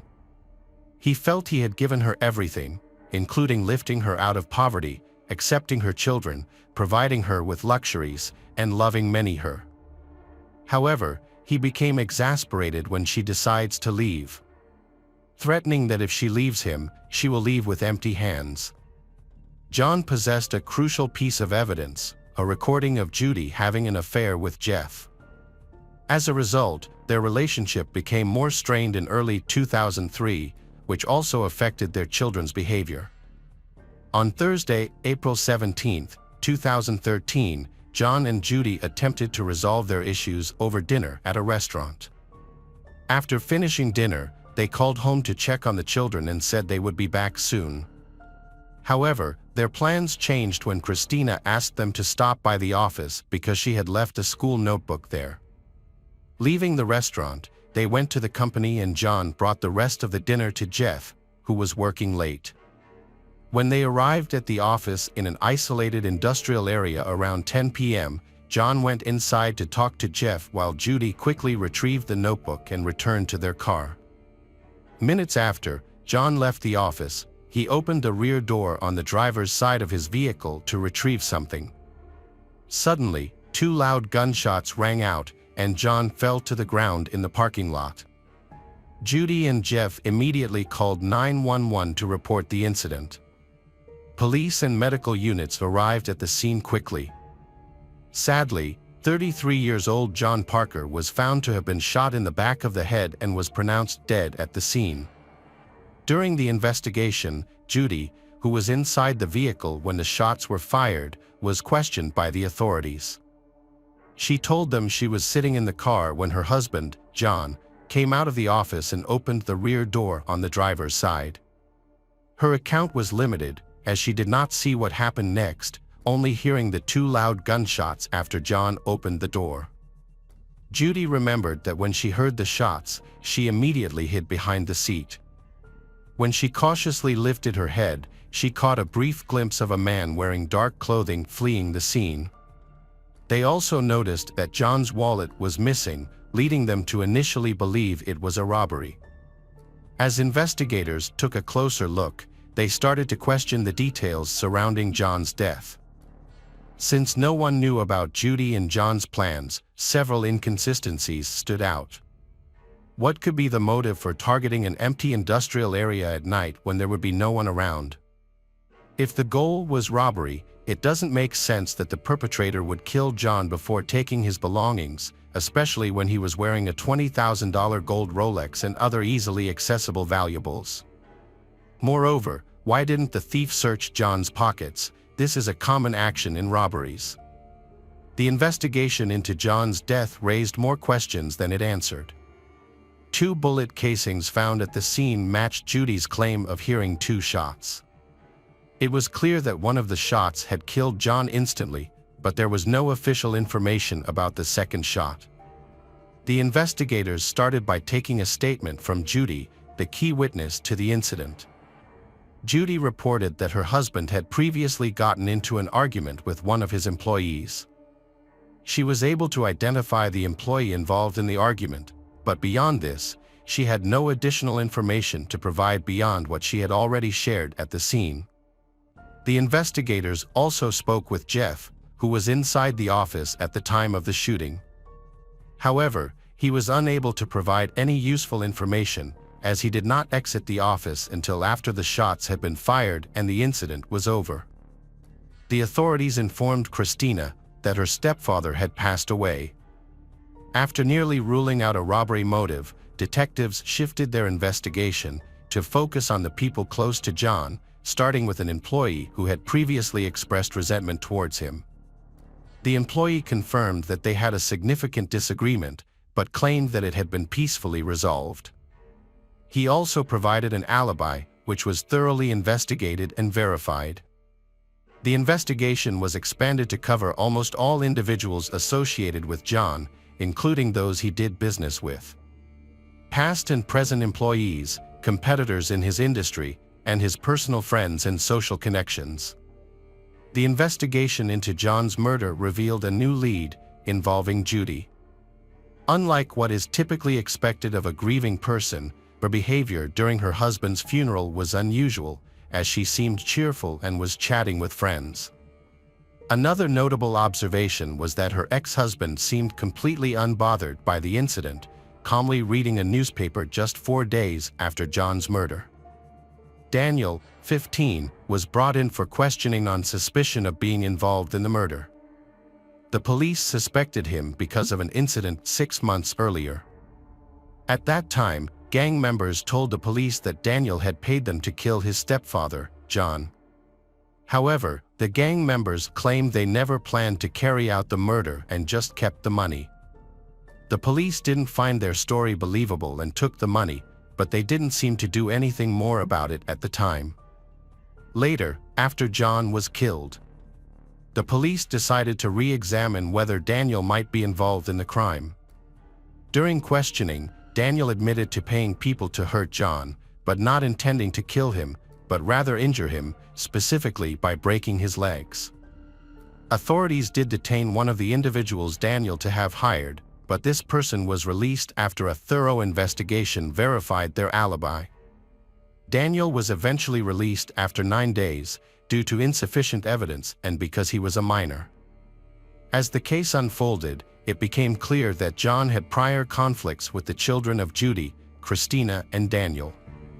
This led to further scrutiny of Daniel and raised suspicions about Judy's 17-year-old daughter, Christina. Christina denied any involvement when questioned by investigators. Both Christina and Daniel expressed a desire to eliminate John, leading investigators to wonder where the money for these schemes came from, and they suspected that Judy might be the one giving them the money to carry out these plans. When investigators looked more closely, they discovered that before John's death, he and Judy's relationship had deteriorated partly due to Judy's infidelity. Despite this, it appeared John had no intention of leaving Judy and was instead working on saving their troubled marriage. Judy's main reason for targeting her husband appeared to be financial gain. Detectives found that John had 2 life insurance policies worth $1 million. Following John's death, Judy tried to collect the insurance money, but the insurance company initially denied her claim due to the ongoing investigation into his death. The payment was also postponed because John's father suspected Judy was involved in his son's death and was investigating further. The case eventually stalled due to lack of concrete evidence, but a lot has changed in John's family. Judy was rarely at home, she devoting her time to her new partner, Jeff, who was also John's manager. As a result, Christina and Daniel took on more responsibilities, caring for their younger sisters, Tiffany and Erica. After several months, Judy and Jeff decided to relocate out of state with John's younger daughters, Tiffany and Erica. Around this time, Daniel went to live with his biological father, while Christina remained in the house, now pregnant and in a relationship with her boyfriend. The investigation was stalled, but the authorities didn't give up. They kept the case open and repeatedly reviewed the files, hoping to find a clue new. This persistence eventually paid off. The detectives received a new lead, which led them to question some of the classmates of Christina and Daniel. The classmates confessed to selling a gun to Christina and Daniel, which sparked an investigation into a family John-owned piece of land that Christina used for target practice. When investigators searched the area, they found multiple spent bullet casings. Laboratory analysis of these casings revealed a crucial piece of evidence. The casings matched those found at John's 2007 crime scene. New information came to light when a narcotics officer revealed that Christina's ex-boyfriend had been involved in a drug-related case. With the hope of receiving a lighter sentence, Christina's ex-boyfriend revealed a conversation he had with Judy. In the conversation, Judy mentioned that her son Daniel was the one who fired the fatal shot. When confronted with this new evidence, Christina began to cooperate. As the owner of the gun used in the crime, the 21-year-old Christina admitted to buying the weapon. She also admitted that on the night of the incident, she had asked her parents to visit the office, claiming she had left her homework behind there. Christina admitted to being involved in plot to kill John, and stated that her younger brother Daniel was designated as the person who would open fire. When Daniel was found and arrested in Arizona, he was confronted with the new evidence and Christina's confession. Daniel confessed to shooting John, but claimed that their mother, Judy, was the one who had come up with the plan. According to Daniel, Judy had stolen $7,500 by forging company checks and had used this money to try to hire someone to kill John, but ultimately decided to have Daniel do it instead. Judy's original plan failed when the individuals she hired took the payment but did not complete the task. At that point, Judy instructed them to buy a gun for her son to use instead. Furthermore, Daniel revealed that it was Judy who created the excuse for her and John to leave the house that night. When Christina called to pick up her homework that she had left at company, he shot John in the head. The second shot occurred accidentally as Daniel rummaged through John's pockets, searching for his wallet as his mother had instructed. Following the shooting, Daniel returned home without alerting his younger sisters. His sister Christina helped by distracting Tiffany and Erica with television, allowing Daniel to enter the house unnoticed. Christina and Daniel claimed that their mother manipulated them into committing the crime by telling them they had been abused by John and promising that by doing so, they would gain a better life with more freedom and financial stability. However, this was not Judy's first attempt to harm her husband, as she had previously tried to poison his food, which led to he being briefly hospitalized. By the end of 2007, Christina and Daniel were formally charged with murder and conspiracy. However, Christina entered a not guilty plea for the conspiracy charge and was released on bail a few months later. In 2008, when Daniel was 20 years old, he pleaded guilty to conspiring to kill his stepfather, John. As part of a deal, Daniel agreed to cooperate and testify against his mother in exchange for a lighter sentence. Instead of being charged with murder, he would face a sentence of 20 to 25 years in prison for conspiracy. According to Daniel, the plan to kill John began nearly a year before the incident, when he was just 14 years old. Judy and Christina initially brought the idea to him. He claimed, and Judy supplied him with a gun and other necessary items for the crime. These items included money to buy black clothing, gloves, and a mask. His mother also instructed him on how to commit the crime without leaving any evidence behind, including taking a thorough shower to eliminate gunpowder residue after returning home. Then Judy took charge of getting rid of the evidence, including the gun, clothes, and her husband's wallet. 6 years later, in July 2009, Judy knew she couldn't escape the law anymore and turned herself in. She agreed to plead guilty to conspiracy to commit murder, admitting she had planned, carried out, and tried to cover up the crime. The prosecutors wanted Judy to spend the rest of her life in prison, with a minimum sentence of 28 years and a maximum sentence of 35 years. Judy, who was nearly 40 years old at the time, was given a 33-year prison sentence in August 2009. The next month, her co-conspirator Daniel received a 23-year sentence. Christina was sentenced to 5 years in prison. Press reports said Daniel was released in 2017 after participating in a community transition court program and that he subsequently chose to live a low-profile life. Christina served 4 years of her sentence and was released in 2013, but sadly died from a drug overdose shortly after. This case is a tragic example of how greed can lead people to commit terrible crimes. Judy's actions had devastating consequences for her family. Despite overcoming early struggles and achieving success, her desire for more led her to destroy the life of a successful businessman, John Parker.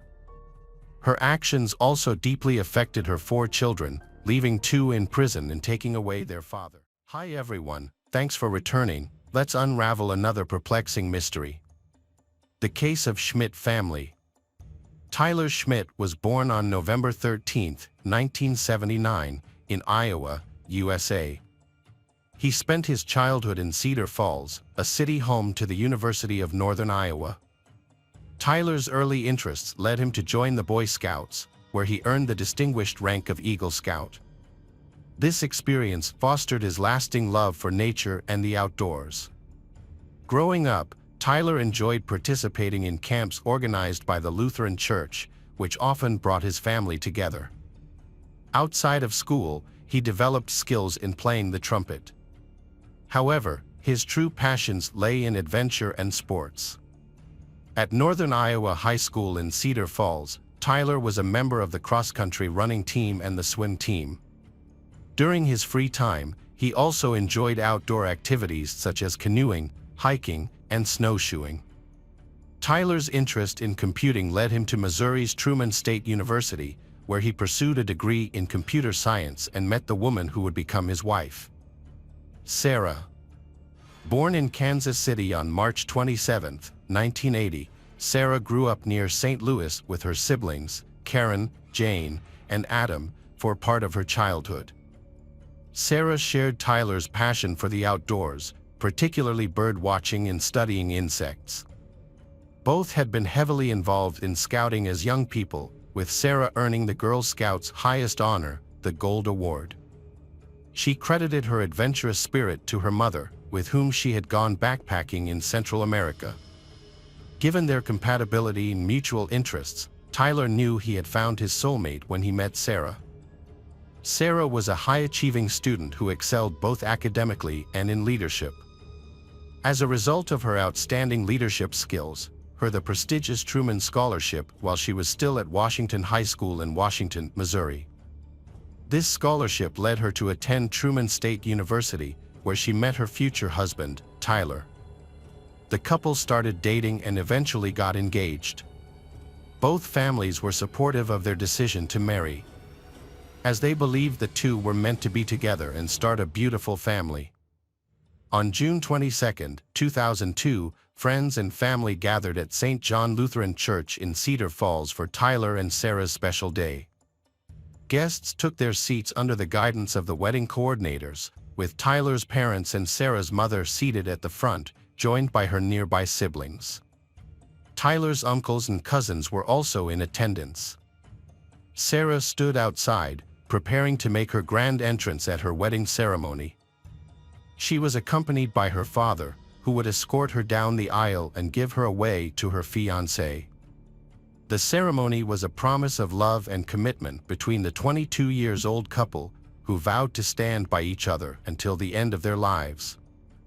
Following the wedding, Tyler and Sarah embarked on a romantic 10-day honeymoon to the breathtaking Boundary Waters, a wilderness area on the US-Canada border, situated between Minnesota and Ontario. This destination was chosen for its natural beauty, reflecting the couple's shared love of nature. After Tyler and Sarah got married, they focusing on building economic stability and advancing their careers. Following the completion of their bachelor's degrees in Missouri, they relocated to Lawrence and attended the University of Kansas. There, Sarah pursued a master's degree and later worked as a computer science expert, while Tyler divided his time among various roles, including jobs at a supermarket, a delivery company, UPS, and 18 years at a company that handled business billing and payments. During their early years of marriage, Tyler and Sarah maintained a balance between their professional lives and personal adventures. They made time for each other and regularly explored new outdoor destinations. The couple was social and enjoyed hosting family game nights and gathering with friends to play board games. They also participated in local community activities through the Lutheran Church and actively supported the Kansas Jayhawks basketball team, often attending tournaments at the Allen Fieldhouse. 2013 is a bittersweet year for Tyler and Sarah. It was the year Sarah's father unexpectedly passed away due to a heart attack, causing immense grief for his loved ones.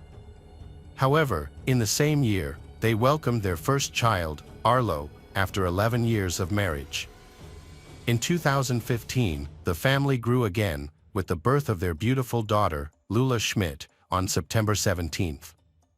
3 years later, when their children were 6 and 3, the family decided to relocate to Cedar Falls to be near Tyler's relatives.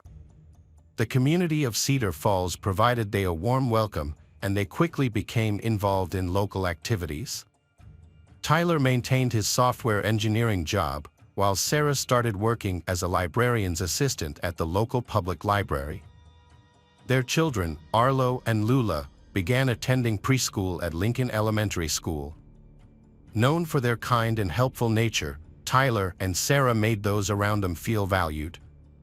This endearing quality earned them the love and respect of their neighbors and the community. Sarah's friendly and warm personality also made her a beloved figure at the library, where she was admired by colleagues and patrons alike. Tyler and Sarah made it a priority to share their love for the outdoors with their children, Arlo and Lula, encouraging them to explore and appreciate nature. In 2021, the family began going on camping trips, which the kids greatly enjoyed, even with their busy schedules. As a result, they decided to go on these trips as often as possible. However, by mid-2022, Sarah's work hours had increased substantially, which may have affected their ability to continue this family tradition. However, in June 2022, she took a day off to celebrate a special milestone, her 20th wedding anniversary. She also planned a family vacation to Mata Cave State Park in Jackson County, Iowa, for the week of July 11th. To make time for this trip, she set a deadline for a library project. July 26th, Sarah shared her plans with her sister-in-law, Kat, and was looking forward to exploring the park's 13 remarkable caves and beautiful landscapes with her family. On Thursday, July 21st, the Schmidt family embarked on a 140-mile road trip to visit Makata Caves. The family, consisting of Tyler and Sarah, both 42, and their children Arlo, 9, and Lula, 7, arrived at the campsite before 5 p.m. due to the crowded camping area. The Schmidts decided to set up their tent near the park's entrance. Later that evening, around 7 p.m., another family, the Sherwins, arrived and parked approximately 200 feet away from the Schmidts' tent. Joe, Cecilia, and their 23-year-old son, Anthony, from Nebraska, had been on a week-and-a-half-long camping trip that took them to Michigan's Upper Peninsula.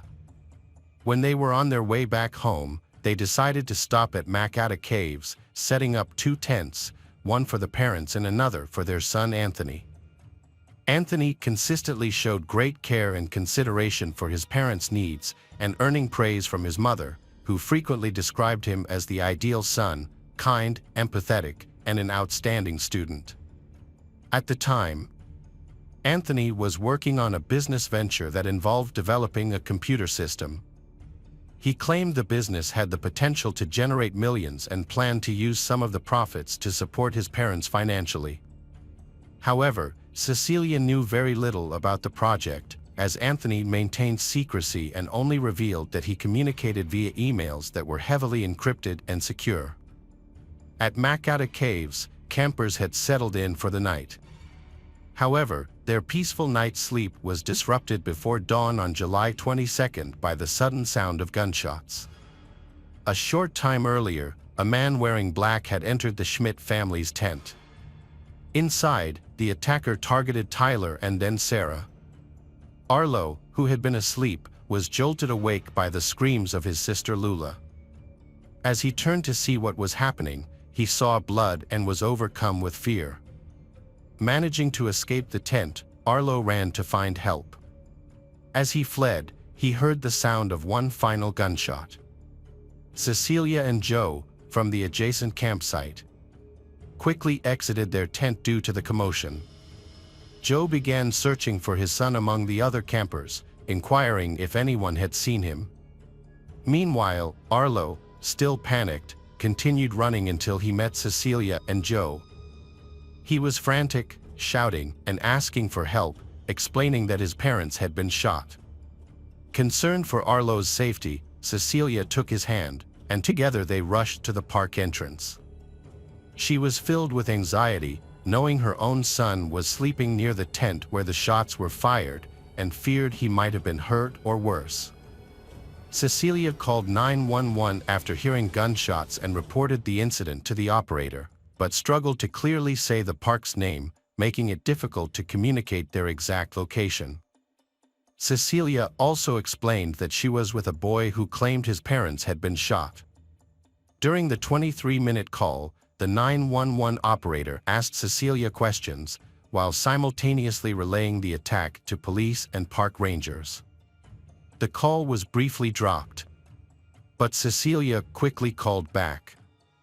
Despite the chaotic situation and her own nervousness, Cecilia managed to remain calm, thanks in part to adrenaline.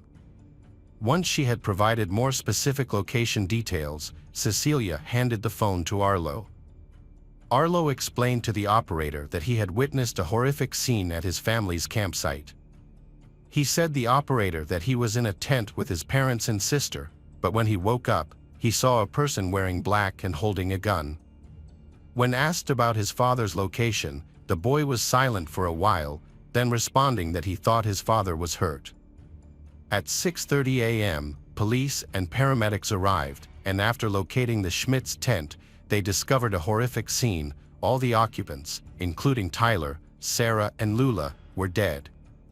This previously peaceful campsite had quickly become a crime scene. Police immediately launched a search for the shooter, who could potentially still be in the area. Following the attack, authorities promptly evacuated everyone from Massacre Caves. State Park and nearby Camp Shalom, a Christian summer camp about 1.5 miles away. The evacuees were assembled outside the park for a head count, which revealed that only one person, Anthony Sherwin, was missing. It was also discovered that Anthony was armed. An aerial search by police helicopters led to the discovery of a man's body at 11 a.m. Once officers reached the location, they found the man was deceased. He was identified as Anthony Sherwin. Preliminary investigations pointed to Anthony as the primary suspect in the murders. Authorities believed he had perpetrated the attack on the Schmidt family before taking his own life.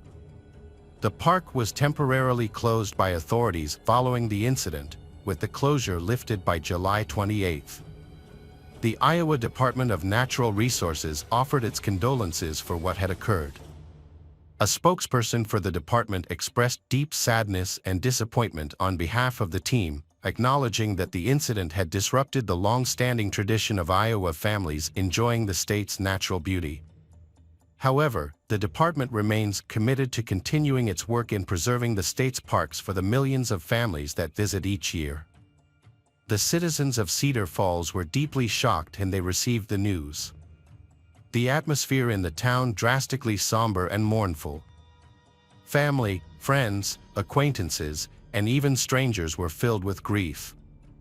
A heartfelt message was displayed in a window at the Cedar Falls Public Library, where Sarah had worked, paying tribute to Tyler, Sarah, and Lula, saying they may have left too soon, but their memories would remain forever in the hearts of those who knew them. After hearing of the tragedy, Tyler's software company mourned him, describing him as a highly skilled and dedicated professional who mentored his colleagues. His colleagues were deeply saddened by the news, remembering Tyler's love for his children, especially his child Arlo. The mayor of Cedar Falls shared his grief on Facebook over the loss of the 3 Schmidt family members. He knew Sarah, with whom he had worked on a technology project in the past. He called on the community to support Arlo, the sole survivor of the family, and shared a GoFundMe link for those wishing to donate. The initiative quickly raised more than $276,000 in just a few days. As a sign of respect for Sarah's co-workers, the local authority closed the library for the remainder of the day. The tragedy also drew reactions from other government leaders. The governor of Iowa conveyed her shock and sorrow over the unimaginable tragedy, while a U.S. House representative from Iowa denounced the crime as senseless and horrific. Sarah's family was deeply saddened by her passing. Her sister was particularly hard hit, finding it impossible to accept that she would no longer be able to talk to Sarah and that she would miss out on seeing her niece grow up. Family members came from as far away as North Dakota, Texas, and Michigan to attend a private funeral service for Sarah at Greenwood Cemetery on August 2nd. A separate celebration of the lives of Tyler, Sarah, and Lula was held at the picnic area of Overman Park, attracting more than 200 people. At the ceremony, Tyler's aunt and the mayor took turns speaking at the podium to express their feelings and share memories of the deceased. The Schmidt family's loved ones struggled to cope with their grief, also as trying to provide comfort and care to Arlo. Meanwhile, authorities pressed on with their investigation into the brutal crime. According to an official update from the Iowa Department of Public Safety, the autopsies revealed crucial information about the victims' causes of death. Tyler sustained both a gunshot wound and multiple sharp force injuries. His wife, Sarah, had multiple sharp force injuries, but no gunshot wound. Tragically, their young daughter, Lula, suffered both a gunshot wound and was strangled. In August 2022, authorities identified Anthony Sherwin, a 23 years old with no prior crimes, as the person responsible for the Schmidt family's murder. He acted alone and later ended his own life. Despite the thorough investigation, police were unable to determine a motive for the attack. According to the Assistant Director of Criminal Investigation, Anthony had no connection to the Schmidt family before or during the time the two parties camped near each other. The Nebraska Police Department helped investigate the incident. During a search of the Sherwin family's apartment in Nebraska, officers did not find a suicide note or any other clues that could explain why Anthony targeted the Schmidt family and himself. A review of Anthony's Facebook page also did not provide any information about the incident or the weapons used.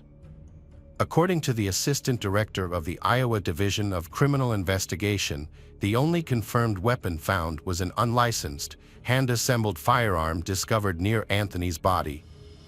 This type of firearm is often referred to as a ghost gun.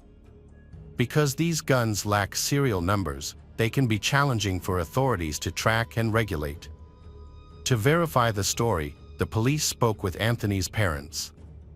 They confirmed that their son had created his own gun using instructions he found online. His parents described Anthony as very responsible and stressed that he had never hurt anyone or any animals. They also shared that their family had never owned guns before, but due to increasing crime rates in Nebraska, they had recently decided to acquire them. As they were inexperienced with firearms, they even took classes to learn how to handle them. The parents Anthony's had brought a homemade gun on the trip for protection against crime and possible bear attacks, which they had previously encountered while camping. They planned to dispose of the gun after returning home. Anthony's parents believed he was innocent and wanted to prove it. They thought he was a victim of murder, not the killer. His mother pointed to an autopsy report they obtained, which showed he had been shot twice. This contradicted the police claim that he had been shot only once. Anthony's mother questioned how he could have shot himself twice, which raised doubts about the police theory that he had taken his own life. The family Anthony's questioned the attacker's clothing description, as Cecilia remembered telling the 911 operator that the attacker wore black clothes. This did not match Anthony's clothes, green shorts that she had given him the day before the incident. Furthermore, Cecilia and Joe believe the police have withheld important information from them, such as where Anthony's body was found and whether the gun used to kill the family Schmidts was the same gun used to shoot Anthony. They specifically asked investigators if a ballistic test was conducted to confirm any matches, but received no response. Cecilia expressed her concerns in an email to the media. In the email, she said that her son had so many reasons to live, and she was sure that he would not give up everything in such a way. Cecilia also mentioned that she had seen no signs of him planning such an attack. And in her opinion, Anthony did not have the capability to kill. Furthermore, she believed that her son had no connection to the Schmidt family, which raised more questions. When Cecilia reached out to investigators, their response only added to her confusion. They simply mentioned that it was a random murder. Anthony's parents asked to see the final investigation report so they could arrange for a private review to be conducted. However, they state that they never received a response to this request. Around the same time, in January 2023, a news organization also requested public documents related to the case, but was still waiting for them. According to Iowa's Open Records Law and the Freedom of Information Act, a request was made for various documents related to the case, including incident reports, investigation files, crime scene summaries, and autopsy reports. However, the Iowa Department of Public Safety Commissioner's office responded that these documents were not publicly available. They could only release basic information about the case, which had already been included in the press release and its supplementary links. A few days after the inquiry, the media outlet sent an email to the official asking if the gun Anthony used to kill himself was the same one used in the Schmidt family murders or not. The official did not respond.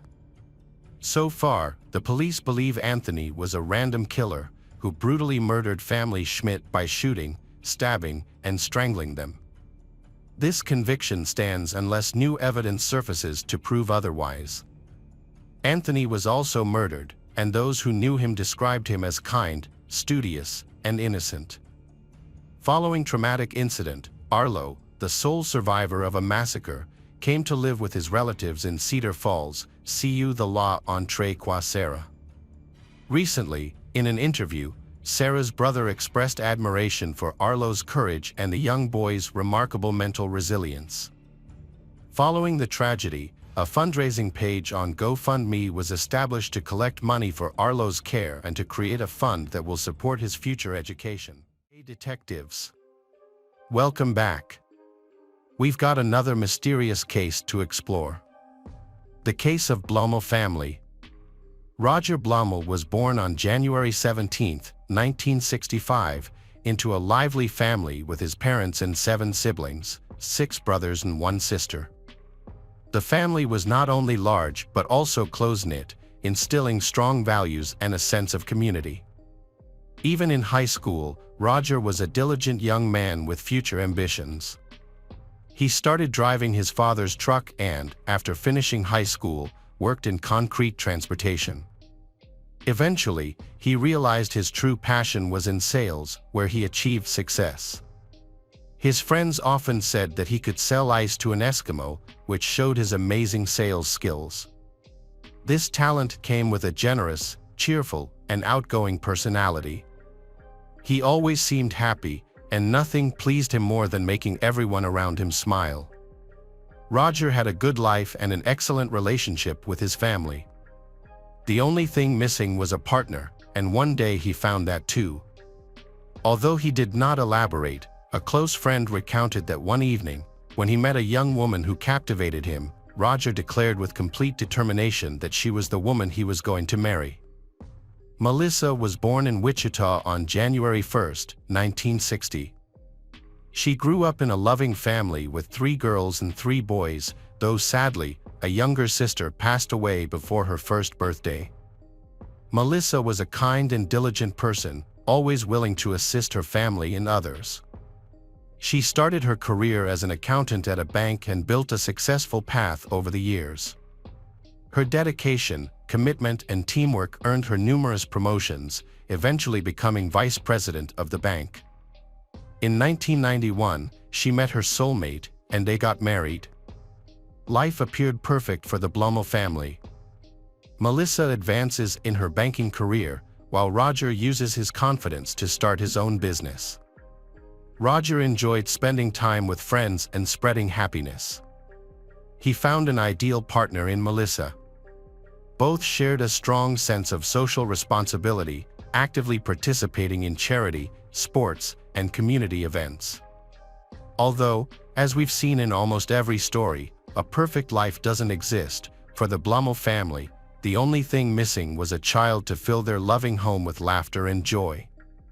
Unfortunately, this wish remained out of reach for the couple, and after years of unsuccessful attempts to conceive, Roger and Melissa began considering the idea of adopting a child. To fulfill their goal, they reached out to a local social worker and found out that a woman named Kisha Shaberg had put her 2 sons up for adoption. Her sons are Anthony, a 7-year-old whom everyone calls Tony, and Christopher, a 4-year-old known as Chris. Kisha wanted an open adoption, allowing her to keep in touch with her sons and the adoptive family. However, the Bluml family preferred to adopt the children without maintaining those connections, aiming to provide a fresh start for them away from their difficult past. Roger and Melissa's plan finally worked, and from that moment on, Anthony and Christopher officially became part of the Bluml family, starting to enjoy a life they never imagined. Emotional, Anthony was surprised to be able to have dinner every day. The kids adapted quickly and began to enjoy their new life. They attended elementary school and successfully completed that stage as good students. In high school, they also did well, had no issues with their peers, integrated completely, and formed a large group of friends. Plus, they excelled in sports, especially wrestling and football. Anthony quickly advanced in wrestling, earning 2nd place in a competition in his division. At that time, everything seemed to promise a bright future for the boys and a happy life for the whole family. However, the Bluml family began to fall apart when Anthony was in his senior year of high school. The young man, who had previously behaved admirably, started to change. He became someone who frequently argued with his parents, claiming they always favored his younger brother, Christopher. He began drinking alcohol, ignored curfews, and even smoked marijuana.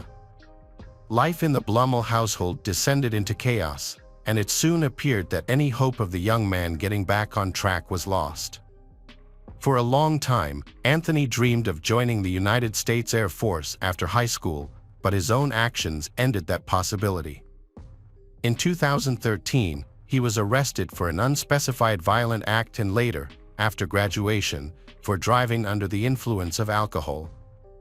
With these incidents on his record, a future in military aviation was no longer possible. Rather than reflecting on his situation, Anthony spiraled further downward. After graduating, his life lacked direction. He didn't want to study or work, All he wanted was to sleep late and spend his days in a haze of cannabis smoke. Melissa was terrified of the boy's angry outbursts, causing her to endure extremely difficult pressure. Adding to the complexity, there was something the Bluml family was unaware of. Since the spring of 2013, Kisha has been in contact with her biological sons through social media. It appeared that Christopher either ignored Kisha's friend request or showed little interest in communicating with his biological mother. In contrast, Anthony promptly accepted the connection and was thrilled to reunite with his real mother. Kisha was heartbroken after giving her sons to the Bluml family, but she found comfort in knowing they were both welcomed into a good home and would stay together. Despite this, she struggled with the lack of contact. Reconnecting with her eldest son filled her with joy, though she also felt deep resentment towards the Bluml family, believing they had turned Christopher against her. However, this resentment was overshadowed by the happiness of reuniting with her firstborn. Moreover, when she heard about Anthony's issues with his adoptive parents, Kisha became hopeful about reuniting with him and quickly invited him to visit her. Meanwhile, at the adoptive family's house, instead of getting better, things were getting worse. The conflict reached a boiling point when one day, during one of his tantrums, Anthony punched a hole in the wall. This was a turning point for the Bluml family. They could no longer risk their own safety or Christopher. After several unsuccessful attempts to stop the eldest son's behavior, Roger and Melissa made the tough decision to tell Anthony he had to leave the house. The young man initially wandered without purpose but soon realized he needed to support himself. He found some jobs at fast food restaurants and supplemented his small income by selling cannabis. Although he slept like a nomad, staying at various friends' houses, he fell in with a group of youths heavily involved in drug abuse. In the midst of these challenging circumstances, a glimmer of hope appeared when Kisha invited him to come live with her in California. Anthony eagerly accepted, and they reunited at Kisha's home in September 2013. He was accompanied by his best friend from high school, Braden, who had dropped out in his junior year to dedicate himself to drug dealing. The two young men were excited because they hoped to get Kisha's support to start a large marijuana business in the area, as she was experienced in the drug trade. They even considered entering the medical cannabis market. In reality, the two young men ended up living in a small one-room apartment. It's easy to see how tensions arose, especially since Sean, Kisha's partner, worked 2 jobs and was the only one providing for 5 people. Kisha contributed only a portion of the social assistance she received for her daughter. Meanwhile, Kisha, Anthony, and Braden spent their days using drugs, and Kisha's younger daughter was constantly exposed to this negative environment. At one point, things became unacceptable when Sean discovered that Anthony and Braden were selling marijuana near their house. He informed them that their actions were unacceptable and dangerous for his as the property owner, and insisted they take their drugs elsewhere. Following this incident, Sean issued an ultimatum to all the house occupants: everyone must find a job or leave the apartment. Instead of urging people to change as he intended, his actions led them to form an alliance and express their indignation towards his. They decided to leave the apartment and stay at a nearby hotel for 2 weeks. However, this was not a viable solution because after those weeks, they lacked the income to continue paying for the hotel. Their need for money didn't lead them to consider honest work. Their first thought was to return to Kansas, likely because Anthony knew the drug trade there well. After nearly a day of traveling, the group chose to stop in Arizona and rest overnight at a hotel. During their stay, Anthony shared a disturbing idea with his companions. He planned to kill his adoptive parents to claim their inheritance. When they arrived in Wichita, they booked a hotel room for a month and focused on planning the details of the affair. The plan was straightforward. They needed to eliminate Roger and Melissa, collect the insurance money, sell their assets, and use the proceeds to start a larger-scale drug operation. Anthony believed that the family he had returned to could become wealthy by growing and selling marijuana. He even suggested the ideal day for the crime, Friday, November 15, 2013, when his brother Christopher would be away at a wrestling event. Anthony, a former star wrestler, had stayed connected with some team members and found out about Christopher's commitment that night. Anthony gradually developed a plan to invite Roger and Melissa out under the pretense of discussing and resolving previous issues. Meanwhile, Braden would take Kisha to their home while it was empty so she could steal valuables. Anthony knows where his foster parents keep money for emergencies. The plan was to make it look like a robbery gone wrong, but from the start, the true intention was for Kisha to end Roger and Melissa's lives when they returned. Everyone initially supported the plan, but later, Braden decided to withdraw. Although he didn't want to be directly involved, he agreed to help by obtaining the necessary guns. Instead, he suggested his friend Andrew, a former high school classmate, to serve as the driver for Kisha to reach the Bluml residence. Braden fulfilled his promise by acquiring 2 pistols from other criminals. It's important to note that there was never any plan to share the money with Andrew. He was promised $11,000 to act mainly as a driver and assist Kisha in the robbery. Ultimately, Kisha was to be in charge. In early November, Kisha shared a photo of herself with Anthony on social media, captioned, "A bond that cannot be broken." Finally, the anticipated day came, Friday, November 15, 2013.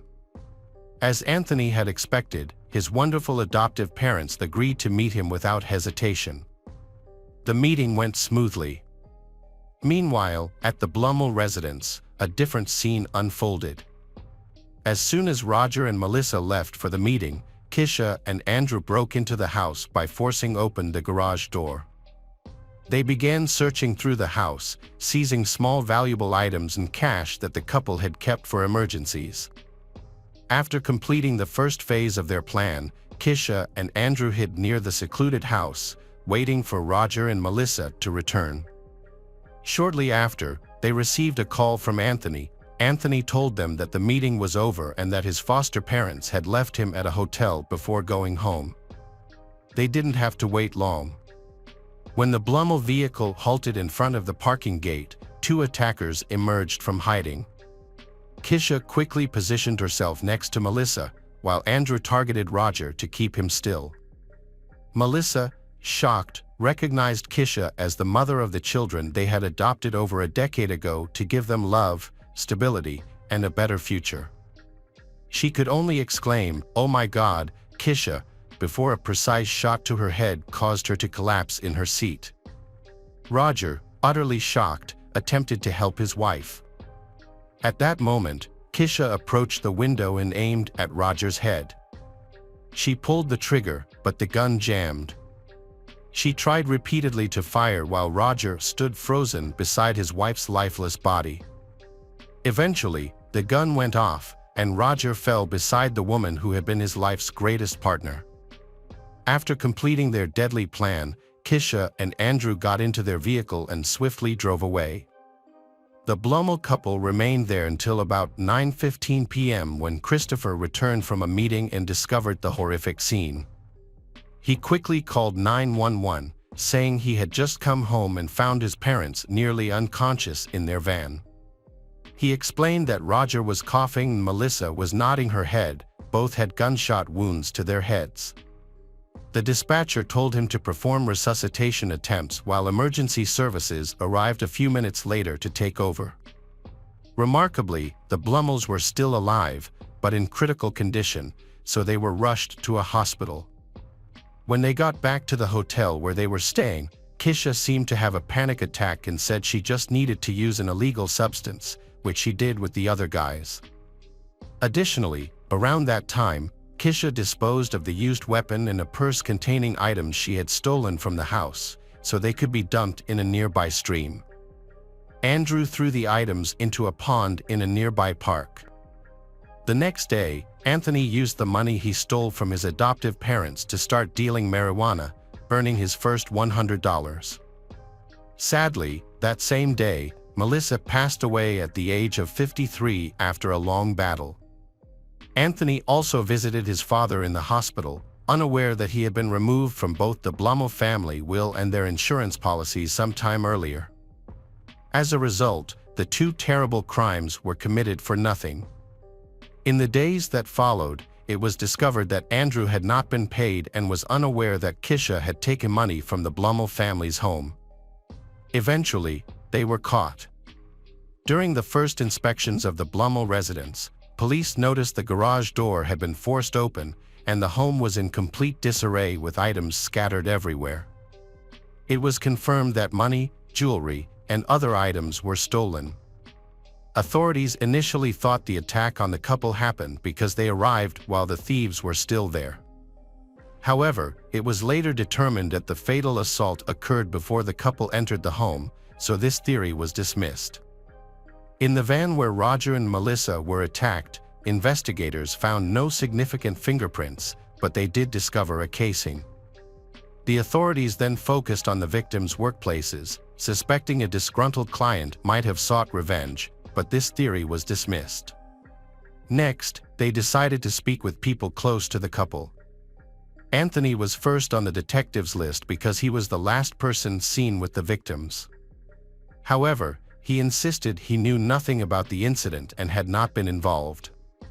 He claimed that after dinner, he returned directly to the hotel where he was staying with his mother. This was confirmed by the hotel staff.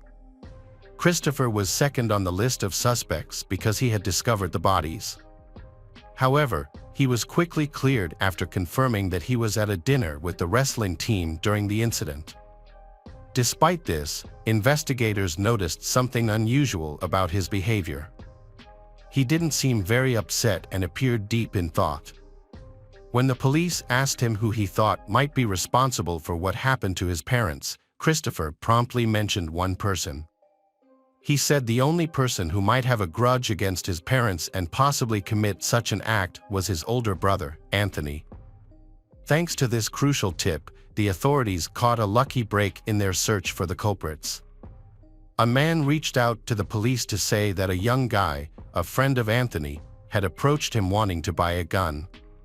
The detectives focused their attention on this person, and upon checking his background, they found he had a long history connected to drugs. They also found out that he had traveled to California with Anthony. The guy in question was Braden. Braden soon received a message from his family letting him know that investigators from the sheriff's office wanted to question him about the incident involving the Blumls. The next morning, Braden went to the police station. A press report revealed that on his way there, he stopped by a pond to discard something, reportedly the guns used in the crime that hadn't been disposed of as intended. According to this report, he was already under surveillance, and when the police searched the water, they found a bag he had thrown in, containing a pistol that hadn't been fired during the attack.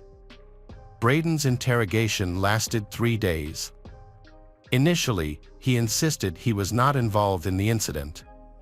However, under pressure from authorities, he eventually confessed everything he knew, explaining that the plan for the attack was Anthony's idea. Anthony Bluml, 18, and his biological mother Kisha, 35, were arrested on November 19 at the hotel where they were staying. In addition, Andrew, who was also 18, was arrested, followed by Braden's arrest on November 20, 2013. At that time, Kisha did not admit to being involved in the robbery and other crimes, even though the 3 young men confessed to what had happened. On November 25, 2013, the accused first appeared in court via video conference. During this appearance, they were all charged with the same offenses: first-degree murder, attempted first-degree murder, 2 counts of aggravated robbery, burglary, and theft. The 3 young men were set a bail of $500,000, and for Kisha, the bail was set at $1 million. On December 21, Rogers passed away at the age of 48, joining his beloved Melissa. After his death, the situation worsened for the woman and the 3 young men, as they faced the risk of being charged with capital murder, which could lead to a death penalty sentence. On January 3, 2014, the 4 detainees were officially charged with capital murder, accused of being responsible for the deaths of multiple people in the same incident. Additionally, Kisha was charged with 2 counts of aggravated robbery, 1 count of burglary, and 1 count of theft. The preliminary hearing was held on July 17 of that year. By that time, Braden had negotiated with the authorities and became the prosecution's star witness in exchange for a reduced sentence. After a year of negotiations, not only did Braden reach an agreement, but 2 other individuals involved in the crime also negotiated with the prosecution. According to the agreements, the accused would not contest the charges against them and would waive their right to appeal their sentences. In return, the prosecution agreed not to seek the death penalty and to drop some charges. Starting in mid-2015, each of them confirmed their decision to plead guilty in separate hearings. The judge sentenced Kisha to life in prison without parole for the capital murder charge and an additional 122 months for 2 counts of aggravated robbery. These sentences will be served consecutively. When given the chance to speak, she expressed deep regret for what happened and sympathized with the Bluml family. However, the rest of her statement was controversial, as she claimed she was not involved in the incident and harbored no ill will towards the Blumls. Instead, she expressed great respect for them, acknowledging that they had provided Anthony and Christopher with a wonderful life, for which she remained grateful. Official records indicate that Kisha is still held in a high-security correctional facility. The next to face his fate was his son, Anthony Bluml, known to everyone as Tony, who received the same sentence as his mother. During the sentencing hearing, Anthony, who chose not to speak when given a chance, listened to the victim impact statement made by his aunt, Christina Bluml. She thanked the authorities for delivering justice and spoke about all the love that Roger and Melissa had shown the boy. In complete silence, Anthony listened to Christina's heartfelt words, and at one point, tears almost welled up in the young accused's eyes. Ultimately, the woman informed Anthony that he had made his decisions voluntarily. She suggested that he might eventually understand his choices, or perhaps he never will. Since then, Anthony has been in a correctional facility. Up to now, his record includes numerous infractions, such as smuggling, fighting, unauthorized phone use, explicit sexual activity, theft, and disobedience, among others. A week after those trials, it was Andrew's turn, the only one who refused to admit his responsibility. He was found guilty of first and second-degree murder and sentenced to life in prison plus 155 months. Finally, Braden, the last person involved in the incident, who had made a plea deal with the prosecution from the start, was found guilty of second-degree murder and sentenced to 242 years in prison. According to his official record, Braden will have his first chance to be released on May 28, 2035. However, his prison record shows he hasn't reformed, as he has received 71 disciplinary reports for disobedience, threatening others, using stimulants, drunkenness, possession of contraband tobacco, theft, and dangerous smuggling, among other reasons. Ultimately, the district attorney was satisfied with the case's outcome. Although Kisha had given up that option, she unsuccessfully tried to appeal her sentences. The undeniable fact at the conclusion of this story is that the lives of 2 wonderful people, Roger and Melissa Bluml, ended in a tragic and needless way. The tragedy began with the bitterness or guilt of a woman who lived a life of excess and gave her children up for adoption. She couldn't handle the fact that one of her descendants no longer wanted contact with her. This seemingly caused her to misdirect her anger towards the people who had lovingly cared for her children. Anthony reacted to the couple's love and care with resentment, envy, and violence. He turned to substance abuse and eventually committed 2 crimes. Kisha's younger daughter was placed in foster care. On the other hand, Christopher Bluml overcame the loss, the pain, and with the support of his family, he lived a positive life. Welcome back, mystery lovers. Today's case is going to keep you on the edge of your seat. The case of Leslie Palacio. On the morning of the 29th, the family of Rosalia Palacio, a mother of 5 daughters, became concerned.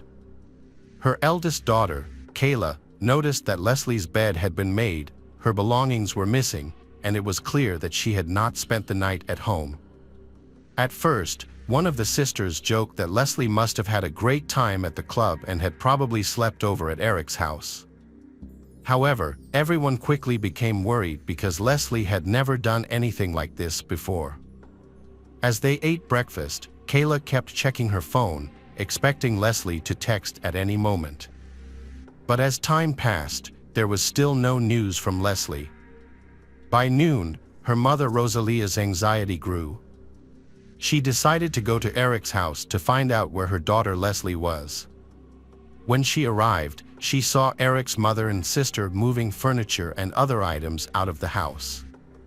While this may have been a normal activity, the situation and Mrs. Ibra's tears made Rosalia feel uneasy. Something was wrong. When Rosalia asked about Leslie's whereabouts and why Eric's phone was not working, Eric's mother and sister insisted that they did not know Leslie had stayed with Eric the night before. Rosalia pressed them, asking if Leslie had stayed over, as her daughter had sent a text message saying she was going to Eric's house. When Eric's family denied this, Leslie's family began to realize that something was really wrong. Leslie's sister began searching for her by calling local hospitals and looking up accident reports from the past 24 hours online. However, she could not find any information about Leslie. The sister also tried to contact Eric, but his phone seemed to be turned off or had run out of battery, as it went straight to voicemail without ringing. Left with no other choice, Rosalia's mother decided to contact the police. On August 30th, the police officially listed Leslie as a missing person, marking the beginning of a long and intense battle for justice. Leslie Palacio was born on May 5, 1998, in Las Vegas, Nevada, USA.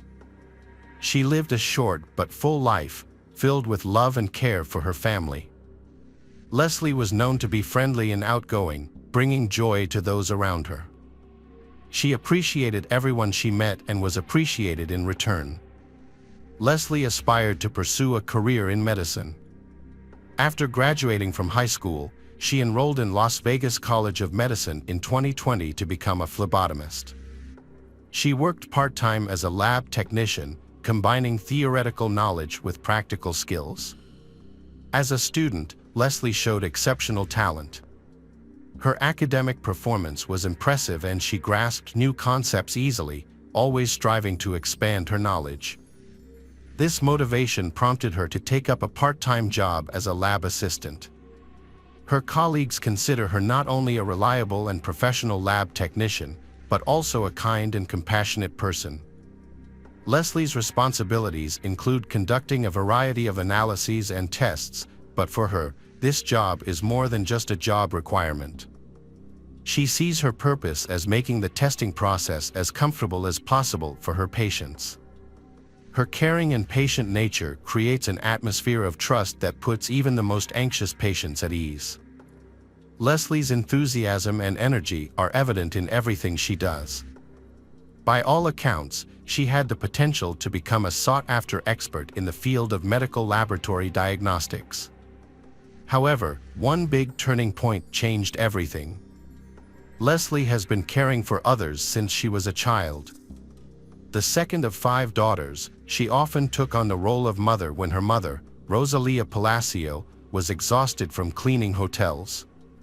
One evening, after Rosalia had cleaned more than 15 hotel rooms, Leslie gently told her to rest while she prepared dinner. Leslie found cooking enjoyable and took it upon herself to make sure her family was well fed.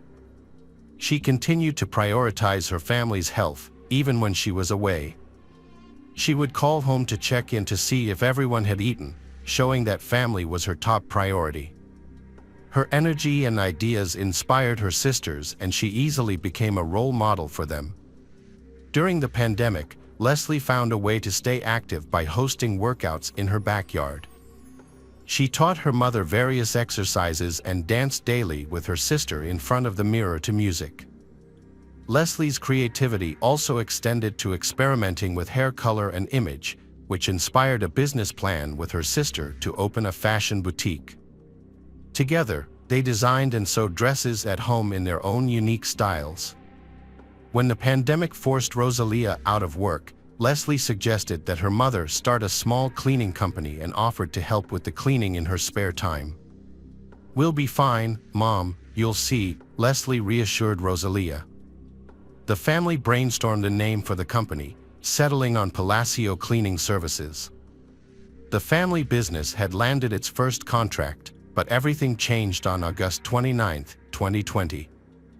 Leslie had just finished her lab assistant program and the company received a large order. Feeling relieved, she decided to take a break and enjoy a night of dancing and fun.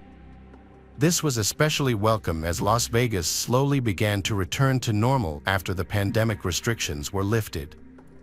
Leslie's friends didn't want to hang out with her, even though things were slowly returning to normal after a period of fear and anxiety due to the pandemic. People still felt uncomfortable being in crowded, enclosed spaces.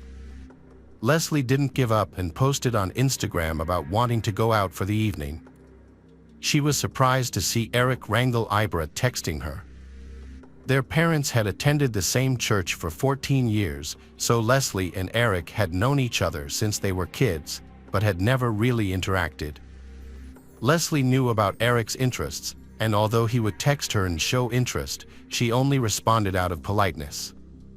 However, on this special day, Leslie made an exception to her usual routine and accepted Eric's invitation to spend time together.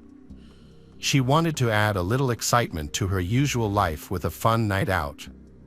After a long day of anticipation and no friends to join her, Leslie decided that sharing a fun night out with Eric was better than staying home. She wanted to have an exciting adventure, but had no idea that a series of terrible events were waiting for her.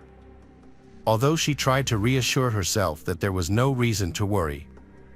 Anyway, Leslie agreed with her sister that she would send her sister regular messages, telling her exactly where she was. She also told Kayla in great detail where she was going, with whom, and where she could go. After a while, the sister received a strange text message. "Can you believe Eric is completely sober tonight? We're at a party, but it looks like I'm going to have to party alone." The sisters then exchanged joking text messages about other topics. Eric and Leslie's first destination was the Longhorn Hotel Casino. Surveillance footage later reviewed by police showed the couple arriving in Eric's white Ford F-250 at 12:31 a.m. on August 29th. They entered the casino and left shortly thereafter at 1:56 a.m. Leslie continued to communicate with her sister, updating her on their activities. At 4:40 a.m., Leslie sent her sister another strange text message. "I need to talk to you about something bad." Kayla asked what happened and, according to her, a text box popped up as if Leslie had started to reply, but there was no reply. That text message was Leslie's last. On the morning of the 29th, Leslie still had not returned home. As time passed, the Leslie's worries grew. Their initial certainty that Leslie had spent the night at Eric's house was replaced by confusion. The family decided to go to Eric's house, where they discovered a puzzling scene. Mrs. Ibra and her daughter were moving things out, pretending that they had just learned that Leslie and Eric had spent the night together. The Leslies arrived just in time. If they had arrived a few hours later, the investigation would have been significantly delayed due to the Ibra's suspicious actions. The police discovered blood stains in the house and a messy bedroom, suggesting that Eric's mother and sister had spent the day packing things, including furniture, instead of cleaning up evidence of the crime. This suggests that the family was planning a long-term escape, possibly to reunite with Eric and his father, Jose, in Mexico, where they had fled to avoid justice. However, when she met Leslie's family, Mrs. Ibra may have realized that their opportunity to leave had passed, leaving behind incriminating evidence. In a state of panic, Eric's mother and sister began to deny any knowledge of Leslie and Eric's evening together. It was this suspicious behavior that raised concerns that something terrible had happened. Fortunately, the Las Vegas Police Department acted immediately and sent out a payment investigation with the aim of tracking Leslie's movements since the previous night. However, it took some time to get the data. Leslie's family couldn't wait any longer, so they launched a campaign to spread information about Leslie's disappearance. People responded and started actively sharing information on social media. No one expected so many people to be interested. Eric's mother was especially surprised. On August 31st, Ms. Ibra went to the police station to file a missing person report for her husband and son. She informed the police that her son Eric had left home late on the evening of August 28 and returned the next morning, behaving strangely. She later saw him leave the house again, but he never returned. Police observed a strange situation when not only Leslie, but also Eric and his father were missing. This discovery prompted an investigation into the disappearance of all three. With the involvement of Las Vegas police began combing the neighborhood, looking for surveillance footage that might have captured important information. Fortunately, a breakthrough was made when surveillance cameras were discovered right across the street from Eric's house. Furthermore, police obtained payment data, which helped them piece together Leslie's movements in the early morning hours of the 29th. After reviewing this data, police learned that the couple had gone to the casino and then to a bar. Arriving around 2:15 a.m., Leslie's cell phone was left at the bar, and records showed that she left around 5:50 a.m. Shortly thereafter, at 6:05 a.m., Eric's car was seen pulling up in front of their house on neighborhood cameras. Eric helped Leslie out of the car and into the house, and it was clear that she was intoxicated. Then, at 7:25 a.m., Eric and his father Jose were seen carrying Leslie's body, wrapped in a sheet, out of the house and placing it in the trunk of their car. Eric then drove away, while Jose used a hose to clean the driveway. These actions suggested that Eric and Jose were not missing, but rather were trying to escape justice. After reviewing the footage, police obtained a search warrant for Eric's home. During the search, police found significant additional evidence that Leslie had not left the house voluntarily. Despite efforts to clean the house with cleaning products, the evidence remained. Rubber gloves and trash bags were discovered, and a key piece of evidence was found in Eric's room. Blood was found on the floor and on Eric's bed, indicating that an assault had clearly taken place. Even without DNA testing, police were certain that the blood belonged to Leslie. Leslie Palacio was no longer missing, and police focused their efforts on finding her body. Police are actively searching for suspects Eric and Jose. Leslie's family, despite their grief, is still trying to enlist members of the church community to help find their daughter's body. As volunteers search, flyers and posters with Leslie's photo and images of Eric and Jose appear on social media and in newspapers. Leslie's family asked for the public's help in locating the two men involved in Leslie's death, as stated in the flyer. The first major break in the investigation came when a license plate reader detected Eric's car just 6 miles from his home around 10 a.m. on August 29th. He was on his way home just 4 hours after Leslie's murder.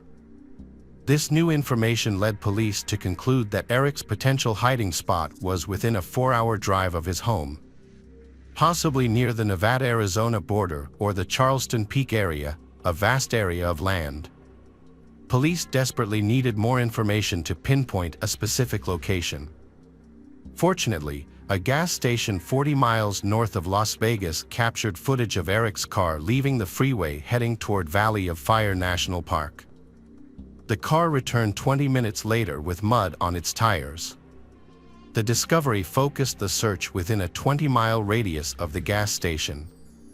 Mud on the tires indicated that Eric had driven off the road at some point. Police searched the area, with volunteers combing hundreds of acres. On September 9th, during a second search effort, Leslie Palacios' body was discovered hidden near a bush. News of the 22-year-old's body being found near the Valley of Fire, 11 days after she went missing, quickly spread to news outlets. A reporter provided additional details about the prime suspect, 25-year-old Eric Ranglibara. The extreme temperatures of the Valley of Fire, where Leslie's body was found, caused the body to decompose quickly, and forensic experts were unable to determine an exact cause of death. Locals were horrified and scared by Leslie's death. Some were afraid to go out because they constantly thought of the criminals involved in the murder. The day after Leslie's body was discovered, on September 10th, a large group of friends, relatives, neighbors, and people in the area gathered to remember Leslie. They placed candles from the night vigil outside Leslie's home and expressed their desire for the person responsible for her death to be held accountable. However, the pursuit of justice was not over. A significant breakthrough occurred when Eric's car was discovered in Moreno Valley, California. Police then contacted Eric's cousin, who revealed that he had driven Jose and Eric to San Pedro, where they were believed to have planned to cross the border into Mexico. Due to jurisdictional issues, the Las Vegas Police Department sought assistance from the FBI to further investigate the case. The investigation stalled until January 19, 2021, when Eric's father, Jose, turned himself in at the border. This development brought significant relief, as one of the fugitives was finally apprehended. Jose was quickly extradited to Clark County, where he faced charges of destroying evidence and being an accessory to murder. During questioning, Jose attempted to minimize his involvement in the crime, telling a story about his son's trip to Mexico on the morning of August 29. However, police, shown surveillance video footage, dismissed his false claims. Footage clearly showed him helping carry Leslie's body out of the house and washing the driveway. Confronted with the evidence, Jose changed his story. He said he was working in the garage when Eric carried Leslie's body, wrapped in a sheet, into the garage. According to Jose, he panicked and helped his son put the body in the truck, assuming that Leslie had died of an illegal drug overdose. Court records show that Jose initially told police that Eric claimed Leslie died of an illegal drug overdose. Jose also said that Eric expressed a desire to end his life, blaming himself for Leslie's death, and that Jose's father thought it best to take his son to Mexico. When asked about Eric's current location, Jose explained that they had entered Mexico and boarded a bus, but the bus was stopped and searched by Mexican police. This caused them to become frightened and separate. As a result, Jose claimed that he wanted to help with the investigation but did not know where his son was. On June 18, 2021, Jose Ibarra pleaded guilty to tampering with evidence and being an accessory to murder. Despite the seriousness of his crimes, he was sentenced to only 2 years in the Clark County Detention Center. This lenient sentence shocked and outraged Leslie's family and the community. Jose Ibarra attended the trial online, while Leslie's family and friends attended in person. They asked the judge to impose a harsher sentence, arguing that 2 years was not enough for someone who helped dispose of the body and hide the perpetrator. Jose Ibarra apologized to Leslie's family, saying that his love for his son had clouded his judgment. He expressed remorse for his actions, but Leslie's family did not accept his apology. They were still not satisfied, as Eric's whereabouts were still unknown and he continued to live freely in Mexico. Jose was released from prison on April 28, 2022, after serving 8 months and 15 days. This development outraged Leslie's family, who felt that justice had not been served.